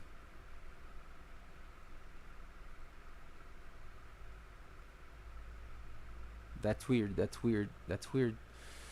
Well, I'm sorry that happened, Obi-Wan. Like, it's really out of my hands. Like, I apologize still that that happened about the timing. But remember, this is gonna be available on replay, and I'm gonna put timestamps, um, for the video. Lucas, is this your real face? Of course, it's my real face. Like, I'm talking right now. This is my real face. Like, watch, I'll do the peace sign. That's my real face. That's what I look like. I've been live streaming for a month and a half. This is what I look like, my friend. That's me right there. That's my real face. Um, Snake Gaming. The attacking plan is it can still be set on long ball, but you should set it up on forward runs or direct passing. Yes, you can do that. Let's go back to the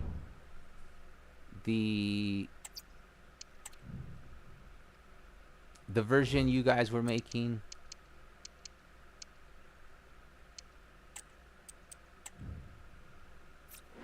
If anybody's joining the stream earlier, I'm sorry. If anybody's joining the stream now, earlier I went through the entire tactics. Right now we're just having fun and using the feedback. I went into the wrong one.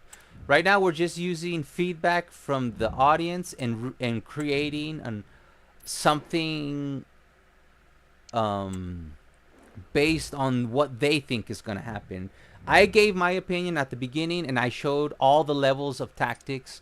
So if you're late to the stream, just catch it on replay. You could always rewind, and I do cover my assessment of what I believe. So yeah, of course, see how it's buggy and it switches people out of position. It's so stupid, dude. This is a video game that's been out with this bug for years and they don't fix it. It's like they don't, like, I'm not gonna start with I'm gonna stop myself right there, but it's unacceptable that those bugs, they've been there for years and they just refuse to fix it. Because I'm gonna stop right there because otherwise I'll work myself up. So Snake Gaming said the attacking plan, it can still be set on long ball, but you should. So let's go to the long ball version.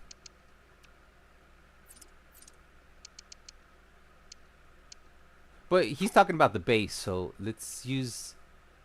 No, but let's put it under attacking. Let's use here. You could put it on. Earlier you said forward runs. Okay, and long ball. So you can do this too. This is what Snake Gaming is saying, which is a good. That's the thing, guys. I think everything that what we're saying is possible. So even though I went over my own personal tactics, I would still do what Snake Gaming said.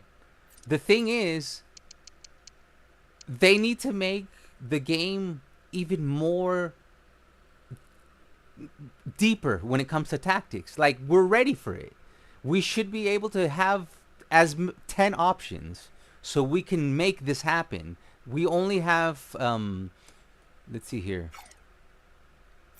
We only have 5 options. They should allow us 10 options so we can pick whatever we want and make it easy for us to alternate, make these small changes.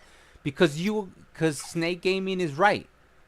Like, it is possible that there's going to be a moment in the game where Hansi Flick wants to play long ball with forward runs. And he might even want to do a constant pressure. So I just wish we had more control over that. Okay, how was your evening after the stream and Modernist Gaming? Yesterday's stream was one of the greatest streams, so my evening was really good. I celebrated my dog's birthday.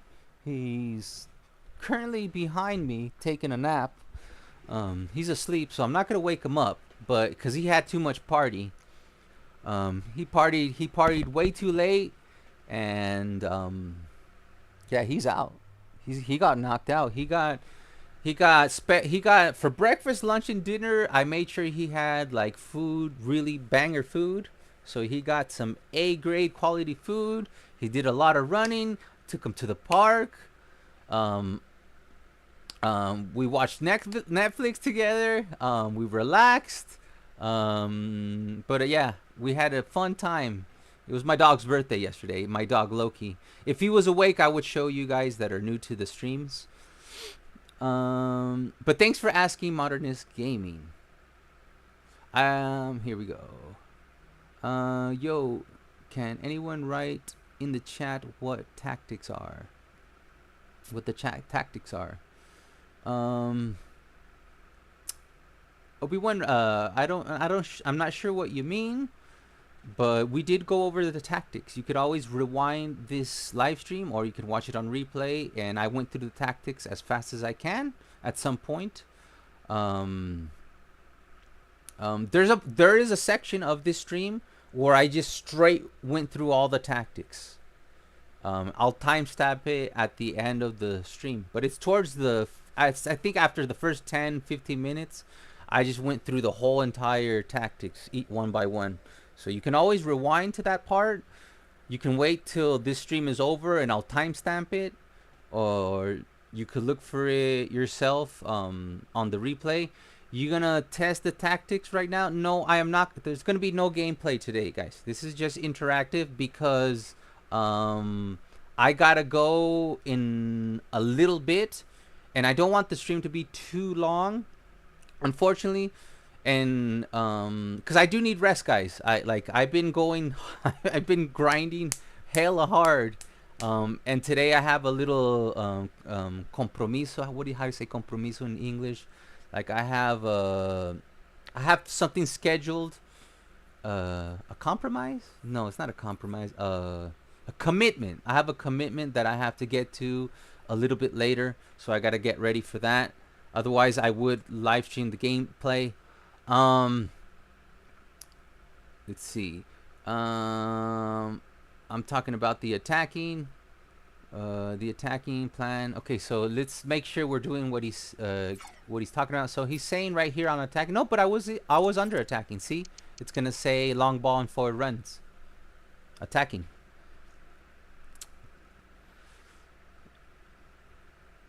Let's see here. I'm a rewatch from the start. Okay, Obi-Wan. Yes, exactly. Check your personal Discord. I will in a second. Snake Gaming. Can you do another stream after this so we can watch you play? Like I said, I'm super tired, guys. I'm exhausted, tired. I need to have a little bit of a life. I have a commitment in about an hour, so I do have to get ready for that. But I will be back live streaming on Tuesday, and I'll do a whole bunch of live streams next week. But you guys gotta remember that not only do I live stream, I create content. So I have a part-time job, so I'm exhausted. I just need so tomorrow there's no live stream. I'll be back live streaming on Tuesday. I just need a little break, guys, because especially that Barca Legends. It's like I've been doing 8-9 hours. I did 11 hours the other day of live stream. It'll say it's 7 hours, but I cut out 4 of them because I was just raging for 4 hours, and I decided, why have me raging for 4 hours where you can if you want to see me raging, there's plenty of episodes where I'm raging, but who wants to see me rage for 4 hours? So I just cut that from the last stream, not yesterday's stream, the last Barca Legends stream, because I stopped having fun, and I just didn't want that on my channel. Like, it's not like I'm trying to hide anything. You guys see when I lose my patience. I just thought for that one stream, it was probably the maddest I've ever gotten, so I just cut it out. It's really not worth it. I think Felix should play. Yes. Remember, if Joao Felix is gonna play, he's gonna play over here, or he's gonna play over here. Okay. when it comes to Joao Felix. Also, um, most likely you want to see right here, he's set up as a left midfielder. If it is Joao Felix, continue editing.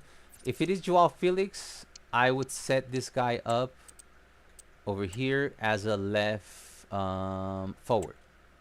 Okay? If it's Joao Felix.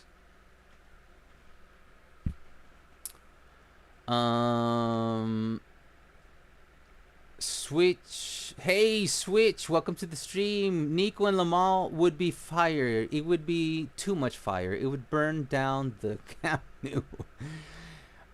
It's like, as a Barca fan, now it's because I hadn't done my Hansi Flick research until, like, I did the research a week ago to prepare for this, but then last night I did like 4 hours of research. So then I really understood what Hansi Flick used to do.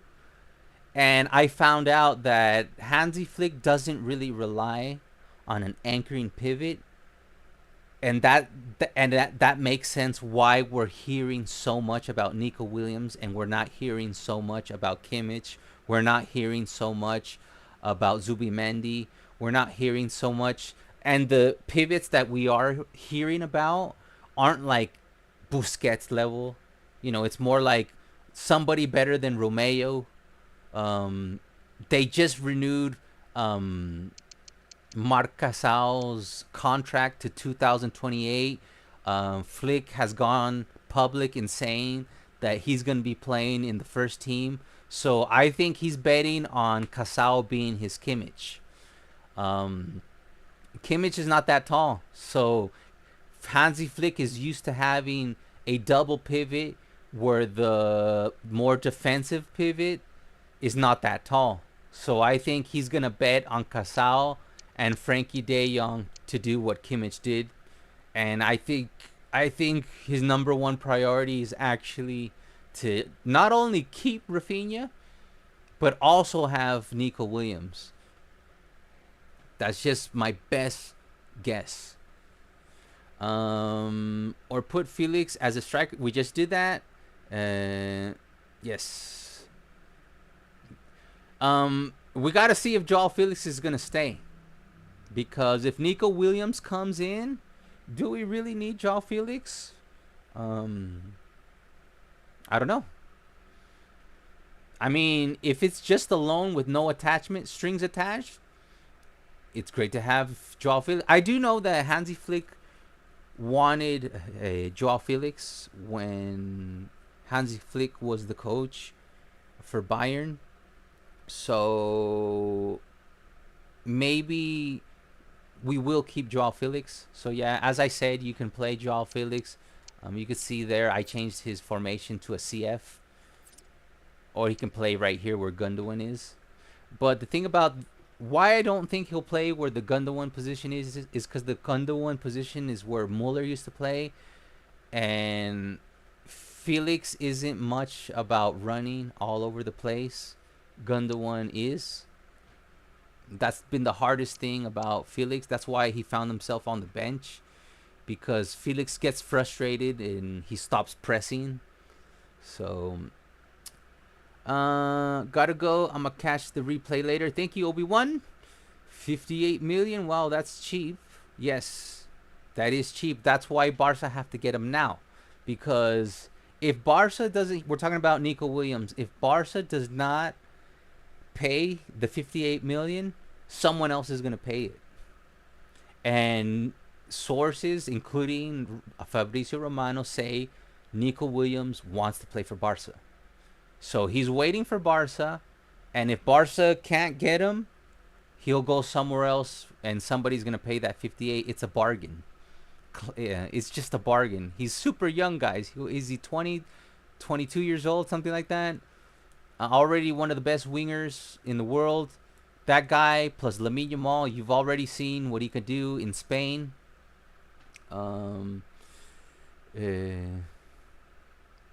Thank you, says Mr. Sam, probably because I put the Discord.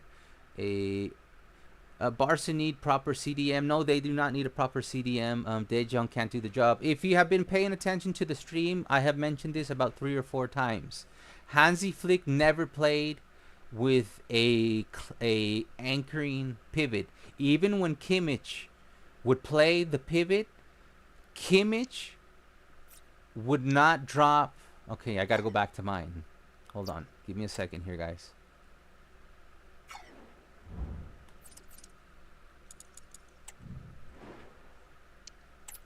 This is your guys's.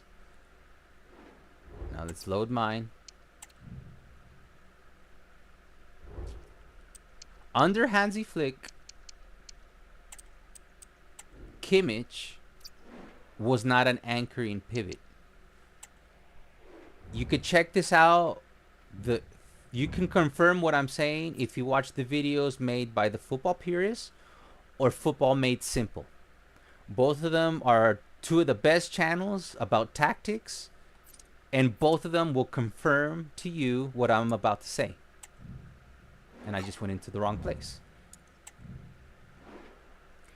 Kimmich, let's just pretend Christensen is Kimmich. Kimmich didn't do this. You see Kimmich over here? We're pretending Christensen is Kimmich. He never did that. He played a double pivot here, and more often than not, he would actually move up here and just take advantage. And whenever this guy would move up here, Pedri would move over here. See, that's the problem with the tactics in this game. It doesn't allow you to do that. I mean, you could set this up under one of these sub tactics, but literally, and I think I did over here. Yeah. But here I have Christensen going back. Maybe I did it here. No. But you could do it here in my ultra attacking. Since it is ultra attacking, you can have Kimmich in this. But in this scenario, Kimmich wouldn't. Most likely, he would dip down. Christensen or De Jong would dip here, and then Pedri would move up here.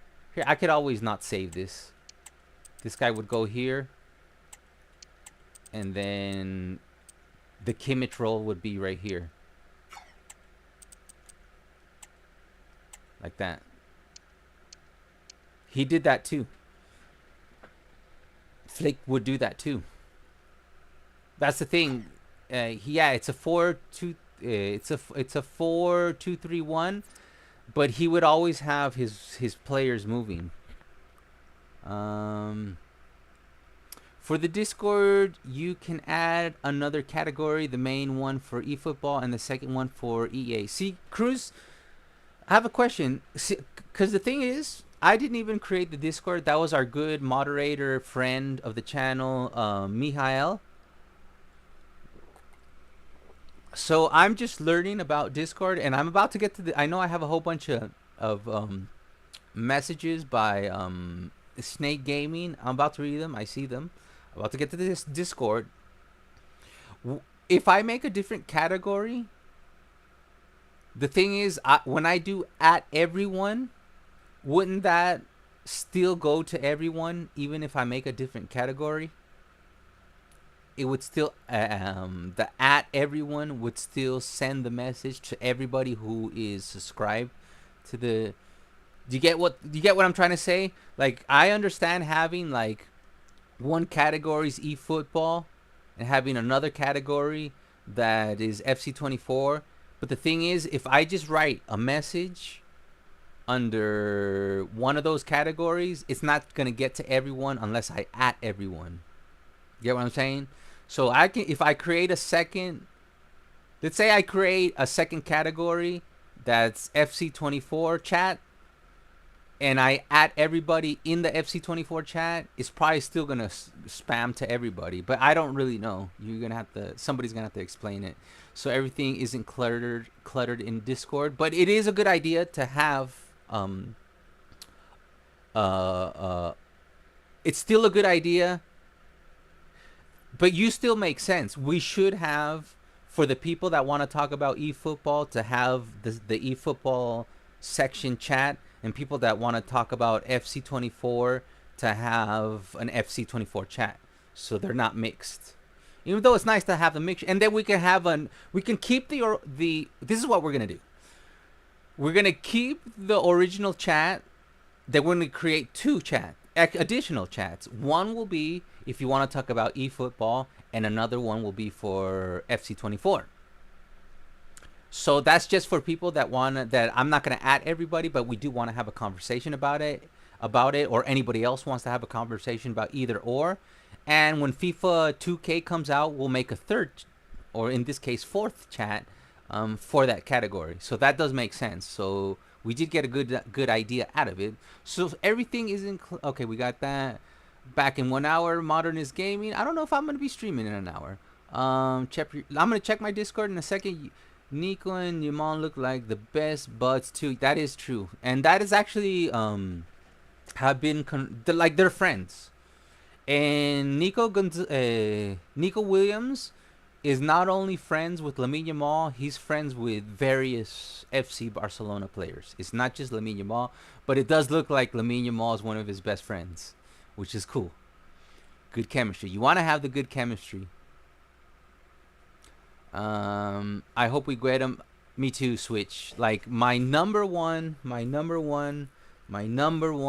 wish for this transfer window. Now that I saw and educated myself on Hansi Flick, I learned that it is not essential to have an anchoring pivot.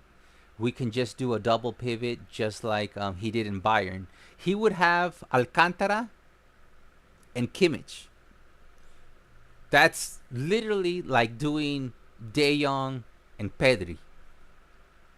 And I think Pedri's an upgrade on Alcantara. And Kimmich is an upgrade on De Jong when it comes to the defensive skills, but Kimmich is nowhere close to Rodri when it comes to ball recovery, interceptions, or Busquets. Like Kimmich is just a little bit better on defense than De Jong. But then De Jong is just as good as Kimmich when it comes to passing, breaking the lines, and that other stuff. Like Kimmich and De Jong are very similar players. Very, very similar. But it is a defensive upgrade. But then you can just do this. What you see on the screen right now. You can have Christensen and Pedri play the double pivot. And then you got the guy who's more defensive. You could even try Gavi. Because Gavi is the number one ball recovery person. You can even try Gavi and Pedri back here with Gundogan up there, or this. You can do that. I think Gavi would be an excellent pivot. I really believe that because of his ball recovery and his aggression. Let's see. Yeah, Thiago Alcantara. When will you make Cochin? Cochin, like I said, I've answered. Mr. Fitness, first of all, thank you for joining the chat, the live stream, and I appreciate. When will I make Cochin? I don't know. I always like to be super honest with my audience, and goalkeepers are not at the top of my list, but I will definitely, because I am considering making 2 to 3 players on Monday. Because I'm not live streaming on Monday. If I make here's the deal. If I make 2 players, one of them is gonna be the 2015 Neymar. Another one will be the La Masia player, and if I have time for a third one, I will make Cochin just for you. Okay, sweet. Fitness. But don't take this as a promise. This is just if I get the chance. It takes me about 3 to 4 hours. So let's say I make a 2015 Neymar in 3 hours. Okay, we're good. Let's say I make a La Masia player in 4 hours. Okay, we're 7 hours in. I could still work another 3 to 4 hours. Then I'll make Cochin. So, because I don't mind working working 11 hours and to fit in Cochin. So I will try my best to get Cochin in on Monday. I'll try to bust out 3 creative players on Monday because on Monday I'm not gonna live stream. So I'll try to get Neymar, a La Masia player, and Cochin. Even though I know Cochin is a La Masia player, but I will include somebody else. It could be the guy mentioned earlier in this stream. What I usually do is I go into the chats and I see who's been requested the most, and I like to do things democratically, and I'll just make whoever's been the most requested that I have not made. Cruz, I think there way to turn off notification. I think there is a way to turn off a notifications on Discord for specific groups. I think if you make an EAFC group, you can have a pin message in that category and how to disable notifications. Nice to know. I will, guys. I will do research so I understand how to use Discord. And talking about good Discord, I gotta get to Discord because Snake Gaming sent me a whole bunch of information that we gotta address. Elijah is in the stream. Welcome to the stream, my friend. To be honest, Gavi and Pedri double pivot, and hopefully in the future Fermin attacking role. That is perfect. I believe that is very possible. So Elijah, I think you're onto something. I think Gavi, guys, if you told me if Xavi was gonna continue being the coach, I don't think Gavi would consider Gavi being a pivot. But under Hansi Flick, I see Gavi defensively just as good as Kimmich. And Gavi is a good passer. Gavi is good at retaining possession. Gavi is good at interceptions. Gavi is the best player on our team when it comes to ball recovery. The guy literally runs up and down the entire pitch. He would just have to learn to, since he would be the pivot, to stay a little bit more central. Not tied down, because like I said, Hansi Flick is less rigid than Xavi. So I do believe that this right here is very possible. That you have Gavi being your ball recovery pivot, Pedri being your more free roaming pivot, and they actually switch. Just like because when it was Thiago Alcantara on the left and Kimmich here, they would switch. Sometimes it would be sometimes it would be Kimmich going here. And then Thiago would go forward. Sometimes it would be Thiago going here, and then Kimmich would go forward. And you could do the same exact thing with Gavi and Pedri, focusing on Gavi being the one that mostly does the ball recovery, giving Pedri the chance to move forward. And you could do that setting up an ultra attacking like that. And then you would have Gundogan over here like that. And you could just switch these two guys like that. That would be perfect. You can do that.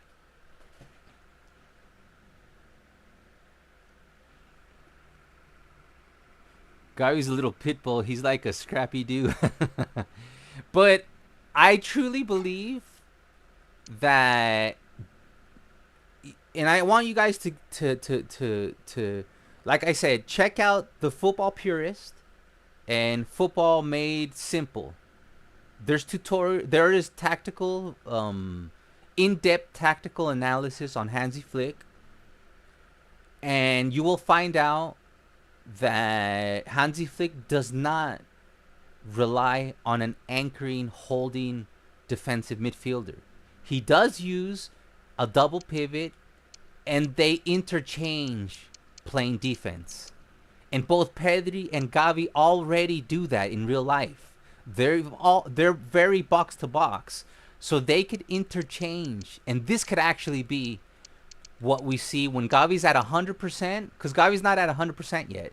Even though he's doing intense training, when Gavi's at 100%, and he could just throw himself like he used to do it with his head. Remember those times he would literally he would jump head first into a tackle. When we get Gavi back to that kind of fitness, I believe there's a chance you're gonna see Gavi become the defensive pivot, switching with Pedri, and they'll just Gavi will move forward, Pedri will move here. Pedri will move forward, Gavi will move here. Gundogan would most likely be playing the Muller role.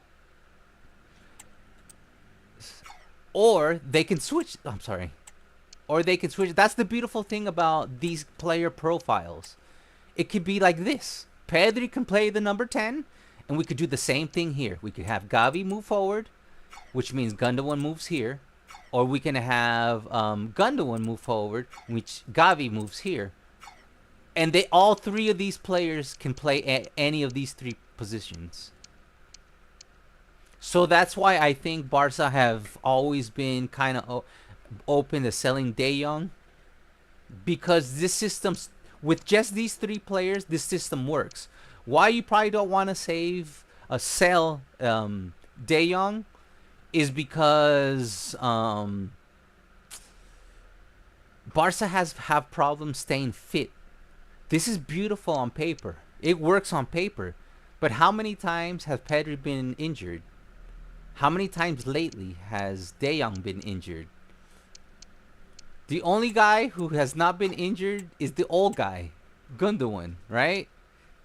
Even Gavi we lost for half a season. So that's probably why they wouldn't sell De Jong, because we're still not sure if Barca could reach. And that's why I don't think we're going to see Pedri up top. Because if Pedri plays up top, it's going to be more demanding. Because he not only has to cover the attacking. See, Pedri's going to have to cover this if he plays number 10. But he's also going to have to come back down. So he's going to be. It's the most exhausting position to play. And that's where he got injured the most. When Pedri played as a number 10, that's when Pedri got injured. When Pedri played deeper over here, we never had problems with Pedri. Okay. Who has a better headbutt, Zidane or Gavi? Where's the gameplay? I'm sorry, Beast. There's gonna be no gameplay today. He mentioned wouldn't be any gameplays since he doesn't have enough time.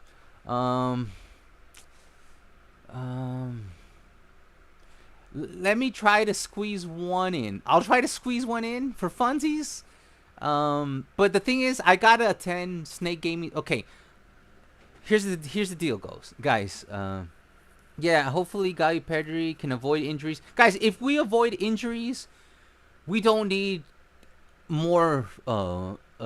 We just need an guys, we just need an upgrade to Romeo. That's all we need. We need somebody better than Romeo, because Romeo didn't work out. We need an upgrade to Romeo, but we're gonna be just fine with Christensen being with Christensen playing here. If we need that extra defense, you could also try Gavi, like we just mentioned. We're gonna be fine with Christensen. You'll get more out of a Hansi Flick system using Christensen there, or Gavi or De Jong there, and buying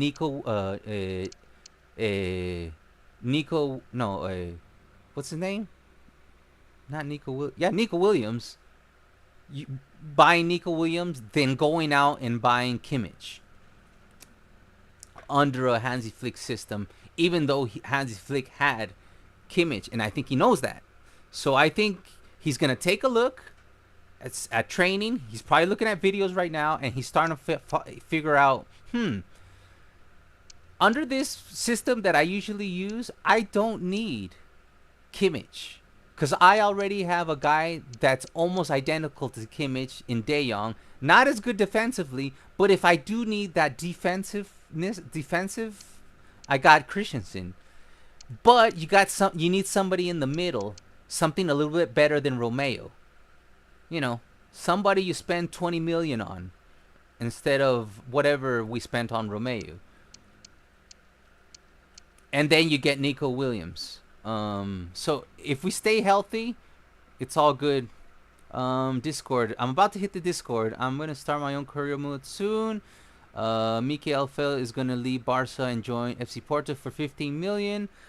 I don't know if that deal. I know that deal is even reported by Fabrizio Romano as it's real. But I heard that if that deal does go through, it's okay because Barcelona is gonna have a really cheap buyback clause. Like, let's say they're gonna sell him for 15 million, they can probably buy him back for 20 million.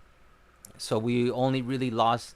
It's like he gets the experience of being a first team player at Porto for a whole year, and then you just have to buy a world class center back for 5 million euros, or maybe it'll be 25. But that's what I'm hearing through the grapevine. Guido Rodriguez could be. Flick said that he will let Marc Casado start playing. Yes, that is what I have said. I don't think. I think I would put money that we're gonna buy Nico Williams, and we're gonna go with Christensen. We're gonna go with De Jong. We're gonna go with Marc Casal. I think that's what's gonna happen. I am 90% sure that it's gonna be Casal, De Jong, and Christensen, and you already heard me say it over and over why. And what he's gonna do is gonna buy Nico Williams, because what we need, like, Hansi Flick system does not truly depend on a Busquets, a Rodri. He didn't have that at Bayern Munich. He had Kimmich. Kimmich is not the best defensive. He's not an anchor. He's an orchestrator who lies deep. That's what Kimmich is. Kimmich is an orchestrator that lies deep, and that is literally what Frankie De Jong is. De Jong is an orchestrator who lies deep and moves forward. Now, Kimmich is better defensive wise. Yes, that's true. But if you wanna, if the problem is defense, you put in Christensen. Okay, so can't wait for the preseason. Me neither. Mark Jew, I heard that makes sense because you never made him. Okay, let me look at the Discord real quick, guys. Give me a second here, because I got a whole bunch of messages. Um,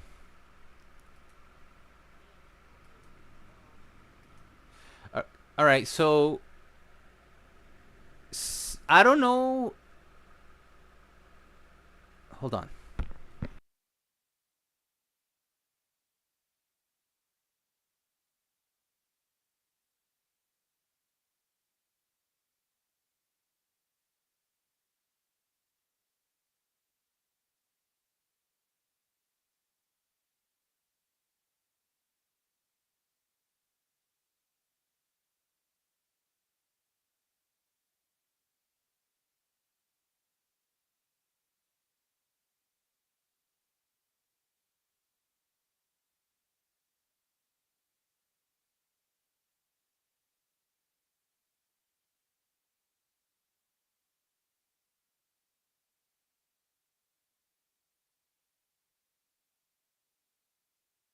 Just give me a second, guys. I'm taking a look at the Discord. I'm still here.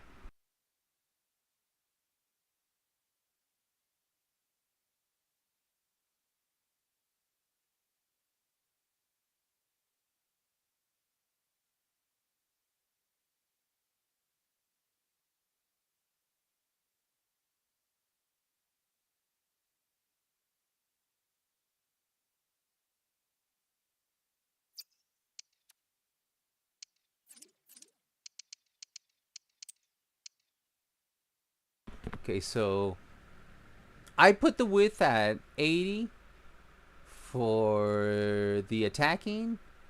And as you can see, what Snake Gaming is suggesting is that for the... So we got the base, right? When we go into attacking, what Snake Gaming is suggesting is that not only do we go to long ball, we go direct passing, and then we set the width to 70. Okay? So that's an alternative. We'll save that.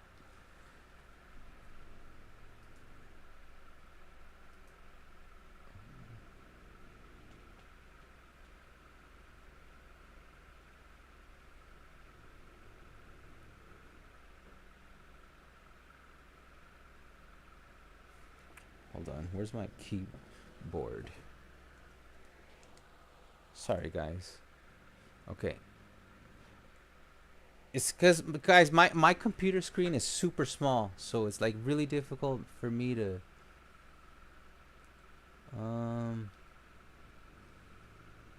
He also suggested under attacking,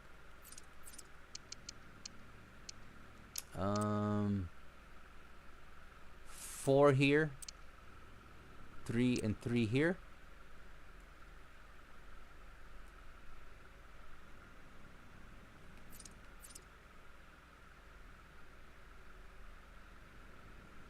He's also suggesting that you can go 4-4-2, which means this Gunda one can go here, which is true. That's the thing, guys. I wish left forward, right forward.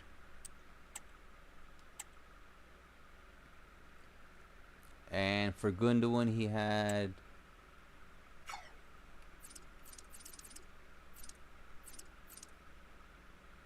Gundogan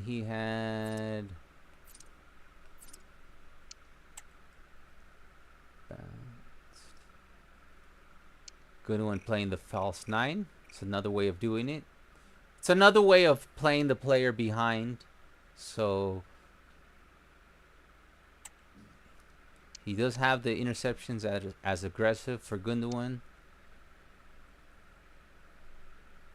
And the basic support.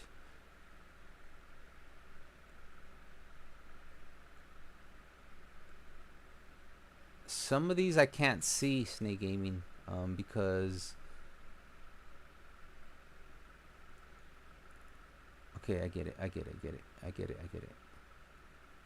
short. Okay, this is now for Rafinha. He has him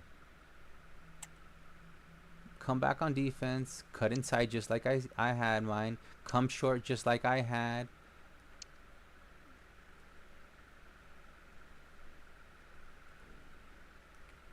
But he actually has Rafinha come into the box. That's true because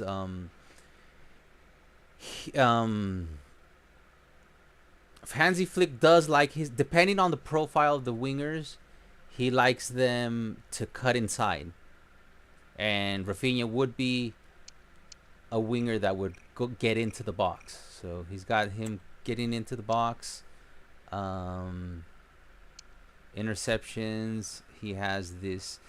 I would still, he suggests normal interceptions, but guys, let's be honest, Rafinha always plays aggressive interceptions. This is just an alternative tactics that Snake Gaming is requesting. Now for Pedri, he's got him like that. He's got him get into the box for crosses. He's got interceptions on that, and he's got him. The rest he left the same because you can't see anything. Oh, here it is. See, these things are showing up out of order, which sucks on Discord. But this is the same. We have it the same. That part we have the same. Okay, I think we got it. Those are just the, and he suggests. God, even with glasses, I can't see. The width 60 and depth 60.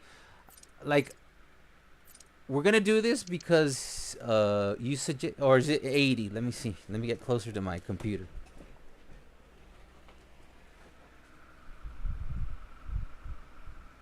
Okay, he suggests that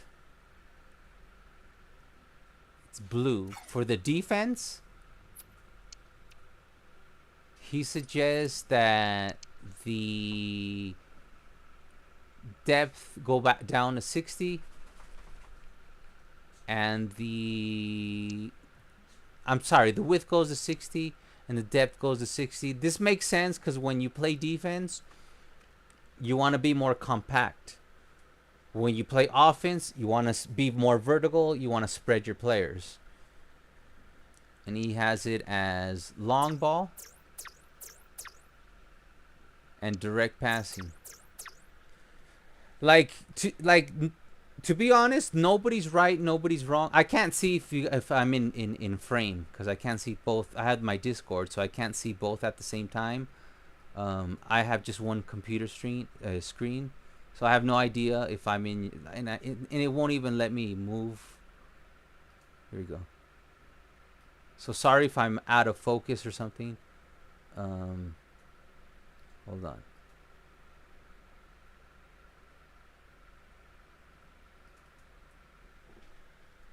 This is just really difficult to do, guys. Sorry.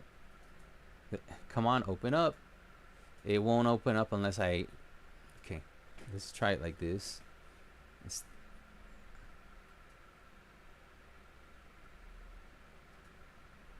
There we go. Okay. And he's got his width at 70 for his defense. So he's being a little bit more conservative when it comes to the defensive. He's got 4 here. He's got 3 there and 3 there. So also for, we already did that.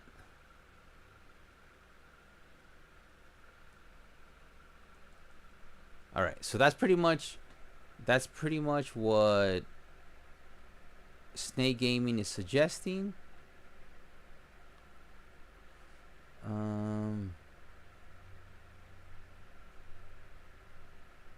Did I get it all, Snake Gaming? I'm sorry, it's just really difficult. Like, if you can, Snake Gaming, like, I agree with you, and because there's no right or wrong answer. Because the thing is, Hansi Flick does both of these things. He did what I said, and he does do what Snake Gaming said. So you guys could look at the video, set it up, you know, what fit, try them both out, see which one works best for you.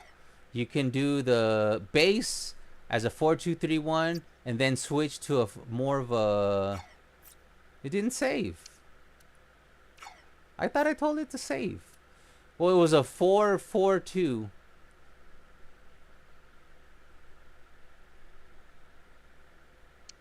Yeah, I don't know what happened there.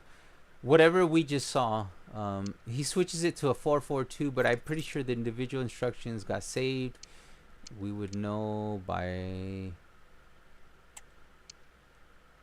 Hold on a second, guys.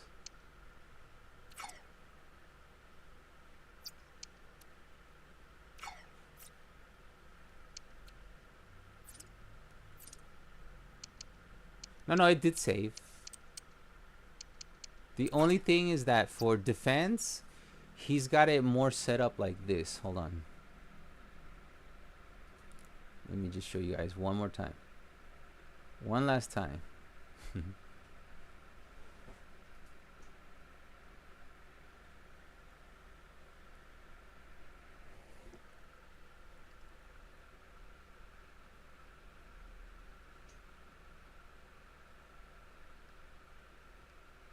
Alright, so he also has an ultra attacking. Here's what we're going to do. Here's what we're going to do, because I got to go soon.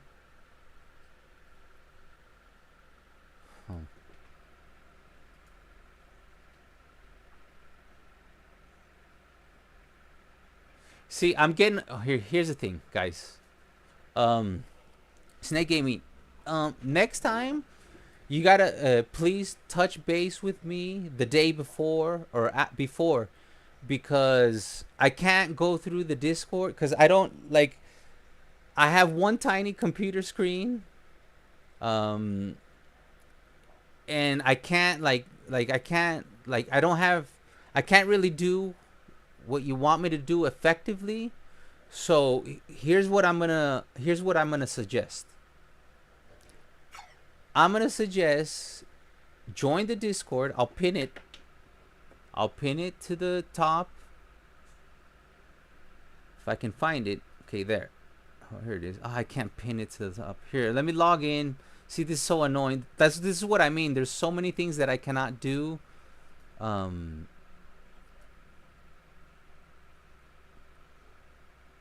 Because I don't have the proper setup, guys. I still don't have the proper setup yet.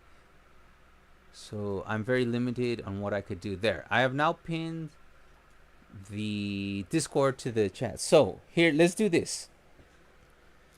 In the main chat room, Snake Gaming, please share everything that you shared with me in that Discord. And that is Snake Gaming's recommendation. Like, the way I set it up, I don't think it's wrong if you want to go my way, because I went based off stats, and statistically there was more possession than direct passing. But there was direct passing. There was long ball, and as in my version, under my attacking, I did put long ball. Just that he changes it to direct passing. But you guys could test it out. You could maybe try possession as you're attacking, or you can try direct passing, because he does do direct passing. So there's no really right or wrong answer. It's just like everything that I just went through in this stream, you can mix and match however you want. I gave you the best ideas. That's why, you know, eventually one day we will see it in action, and then I'll make an official tutorial based on what he does the majority of the time. Because in real life, most of these coaches, it's way more in depth than what you can do in a video game. Like I said, you can't do it with 5 slots. You would need 10 to 12 slots to actually do what a coach does in real life in one game, where he's having all these changes. Especially Hansi Flick, he's way more he's less rigid than Xavi. Xavi's really squared in a system, where Flick that means, don't forget to give this stream a like. Hansi Flick is way more less rigid. So the way he attacks has multiple layers, multiple combinations. He loves his he loves to use not only 4 attackers, but he also loves to use his right back and left back to move forward. He'll have his left forward and right forward invert. The middle guy, who is Gundogan, goes forward. He does a bunch of crazy stuff, and it's just impossible. So Snake Gaming, if you could just send everything that you sent me to the Discord in the main chat, so anybody who wants to see how, because I'm getting a few things wrong, says Snake Gaming. So the best way to do this is for Snake Gaming to put the information in the Discord that's pinned to the top, and you can try Snake Gaming's tactics, or you could try my tactics, or you could try a hybrid of the tactics. Let me see. Okay, so Snake Gaming, and for the next time, Snake Gaming, touch base with me the day before, so we can be on the same page. It's because if I had a second screen, it would be a lot easier because then I could just like look at the second screen, okay, and then I can see what you're doing. But I'm using one computer, and it's like very small. It's only 15 inches a screen, and in the screen I could see myself, I could see the chat, and I could see the interface. So there's like your screenshots look like this big in my like from here, and even though I'm wearing glasses, I still can't see very well, so I get a whole bunch of things wrong. And if I make the Discord full screen, then I can't see the chat, or I'll be like way over here and I can't see myself. So I don't have a second screen. All right, for people who have just joined, this is Cruz, the moderator. For people who have just joined, if you want the Hansi Flick tactics without interruption, Alvaro went through the tactics at the beginning of the stream. That is correct, and I will timestamp it as soon as this stream is over. So just rewind the stream at the beginning. You can also do that because there is a moment in this stream where I just went through it real quick. And if you want to do the Hansi Flick tactics, which I don't think Snake Gaming is wrong, I think it's just something that you could complement, an alternative that you can use. I would just do gameplay and see, do a combination of both and see which one works the best for you in the end. Because what I said Hansi Flick does, what Snake Gaming said Hansi Flick does. So maybe you saw a couple of my tactics and you're like, I like Alvaro's base tactics, I'm gonna use that. But I do like how Snake Gaming has his defense set up, so I'm gonna use his defensives. And then maybe I like Alvaro's ultra defensive, so I'll use Alvaro's ultra defensive. Or maybe I like Alvaro's attacking, so I'll use Alvaro's attacking, but then I like Snake Gaming's ultra attacking, so I'll put it there. So it's up to you to combine this however you want. And the way, so I'm going to timestamp this moment. So if you want an alternate version of my tactics that'll be just as good, make sure you go to the Discord is pinned to the top.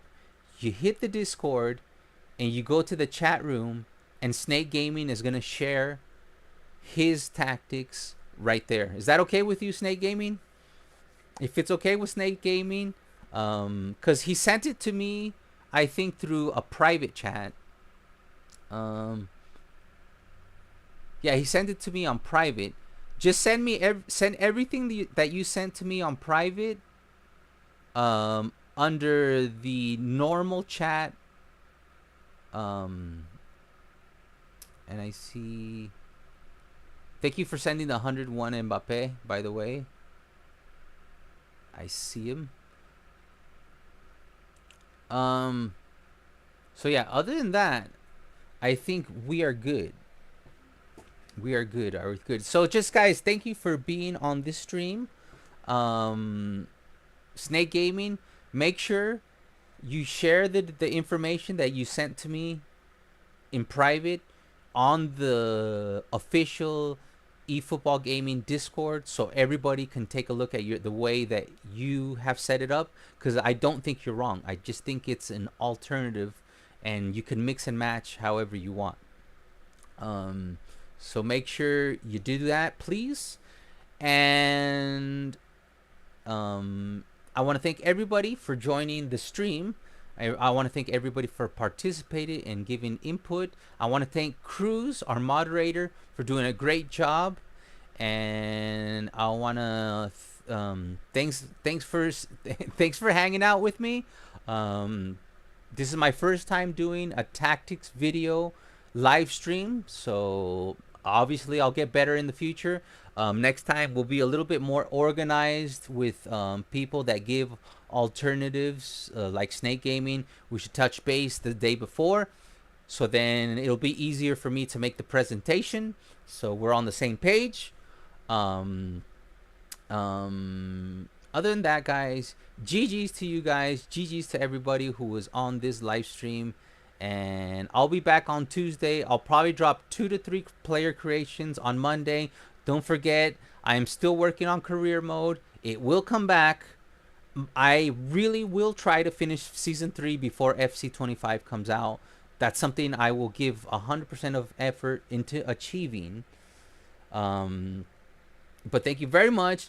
If you get a chance, whether you're watching this on replay or watching this live, please give it a thumbs up. This video a thumbs up. It really helps us in the algorithm, as we are a very small live streaming channel. We're a medium channel with a small live streaming audience, but we do have a crew going on. Come on, Barca B tomorrow. Good stream. Thank you, Switch. What do you mean, come on, Barca B tomorrow?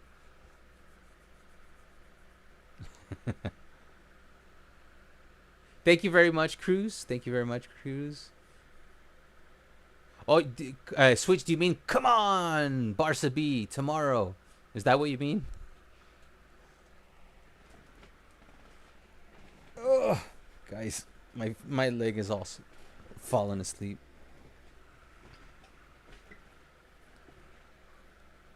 All right, so I think this is the part where I say goodbye. I'm sorry if I didn't get you guys any gameplay. We'll try maybe next week. We'll put these Hansi Flicks in tactics into motion, and we'll give it a go. Show you guys some gameplay. But yeah, I wish I had more time. Then I would do the gameplay. Okay, now I got you. The promotion playoff game on tomorrow. Yes, haha. All right, guys. Sorry, I'm very bad at sign-offs. I talk too much. That's why if you look at my live streams, they go sometimes 7, 8, 6, 9, 11 hours, and sometimes at the end I sign off like 100 times. So once again, thank you very much, guys. If you have a chance, please help me out with the like. Really helps the channel. And remember, there's gonna be a timestamp for when I go through my tactics real quick. And if you want Snake Gaming's version of the tactics, make sure you subscribe to the Discord that is pinned to the top of this channel, or it's on my homepage. In the chat, you're gonna see the alternative. There's a lot of similarities, and like I said, you can combine them. Modders Gaming, you're back. I'm about to close. So yeah, thank you very much, Modernist Gaming, for coming back. Make sure you catch this on replay. If you're gonna do career mode and you want to use my tactics, there's gonna be a timestamp where I go through it as quick as I can. If you want to combine that with Snake Gaming's tactics, just sign up for the Discord. It's free, and he is gonna provide the alternative tactics. Some of them are very similar to mine. Some of them you can combine with mine. Like I said, there's 5 slots. You can do some of them with mine. You could do some of them with Snake Gaming.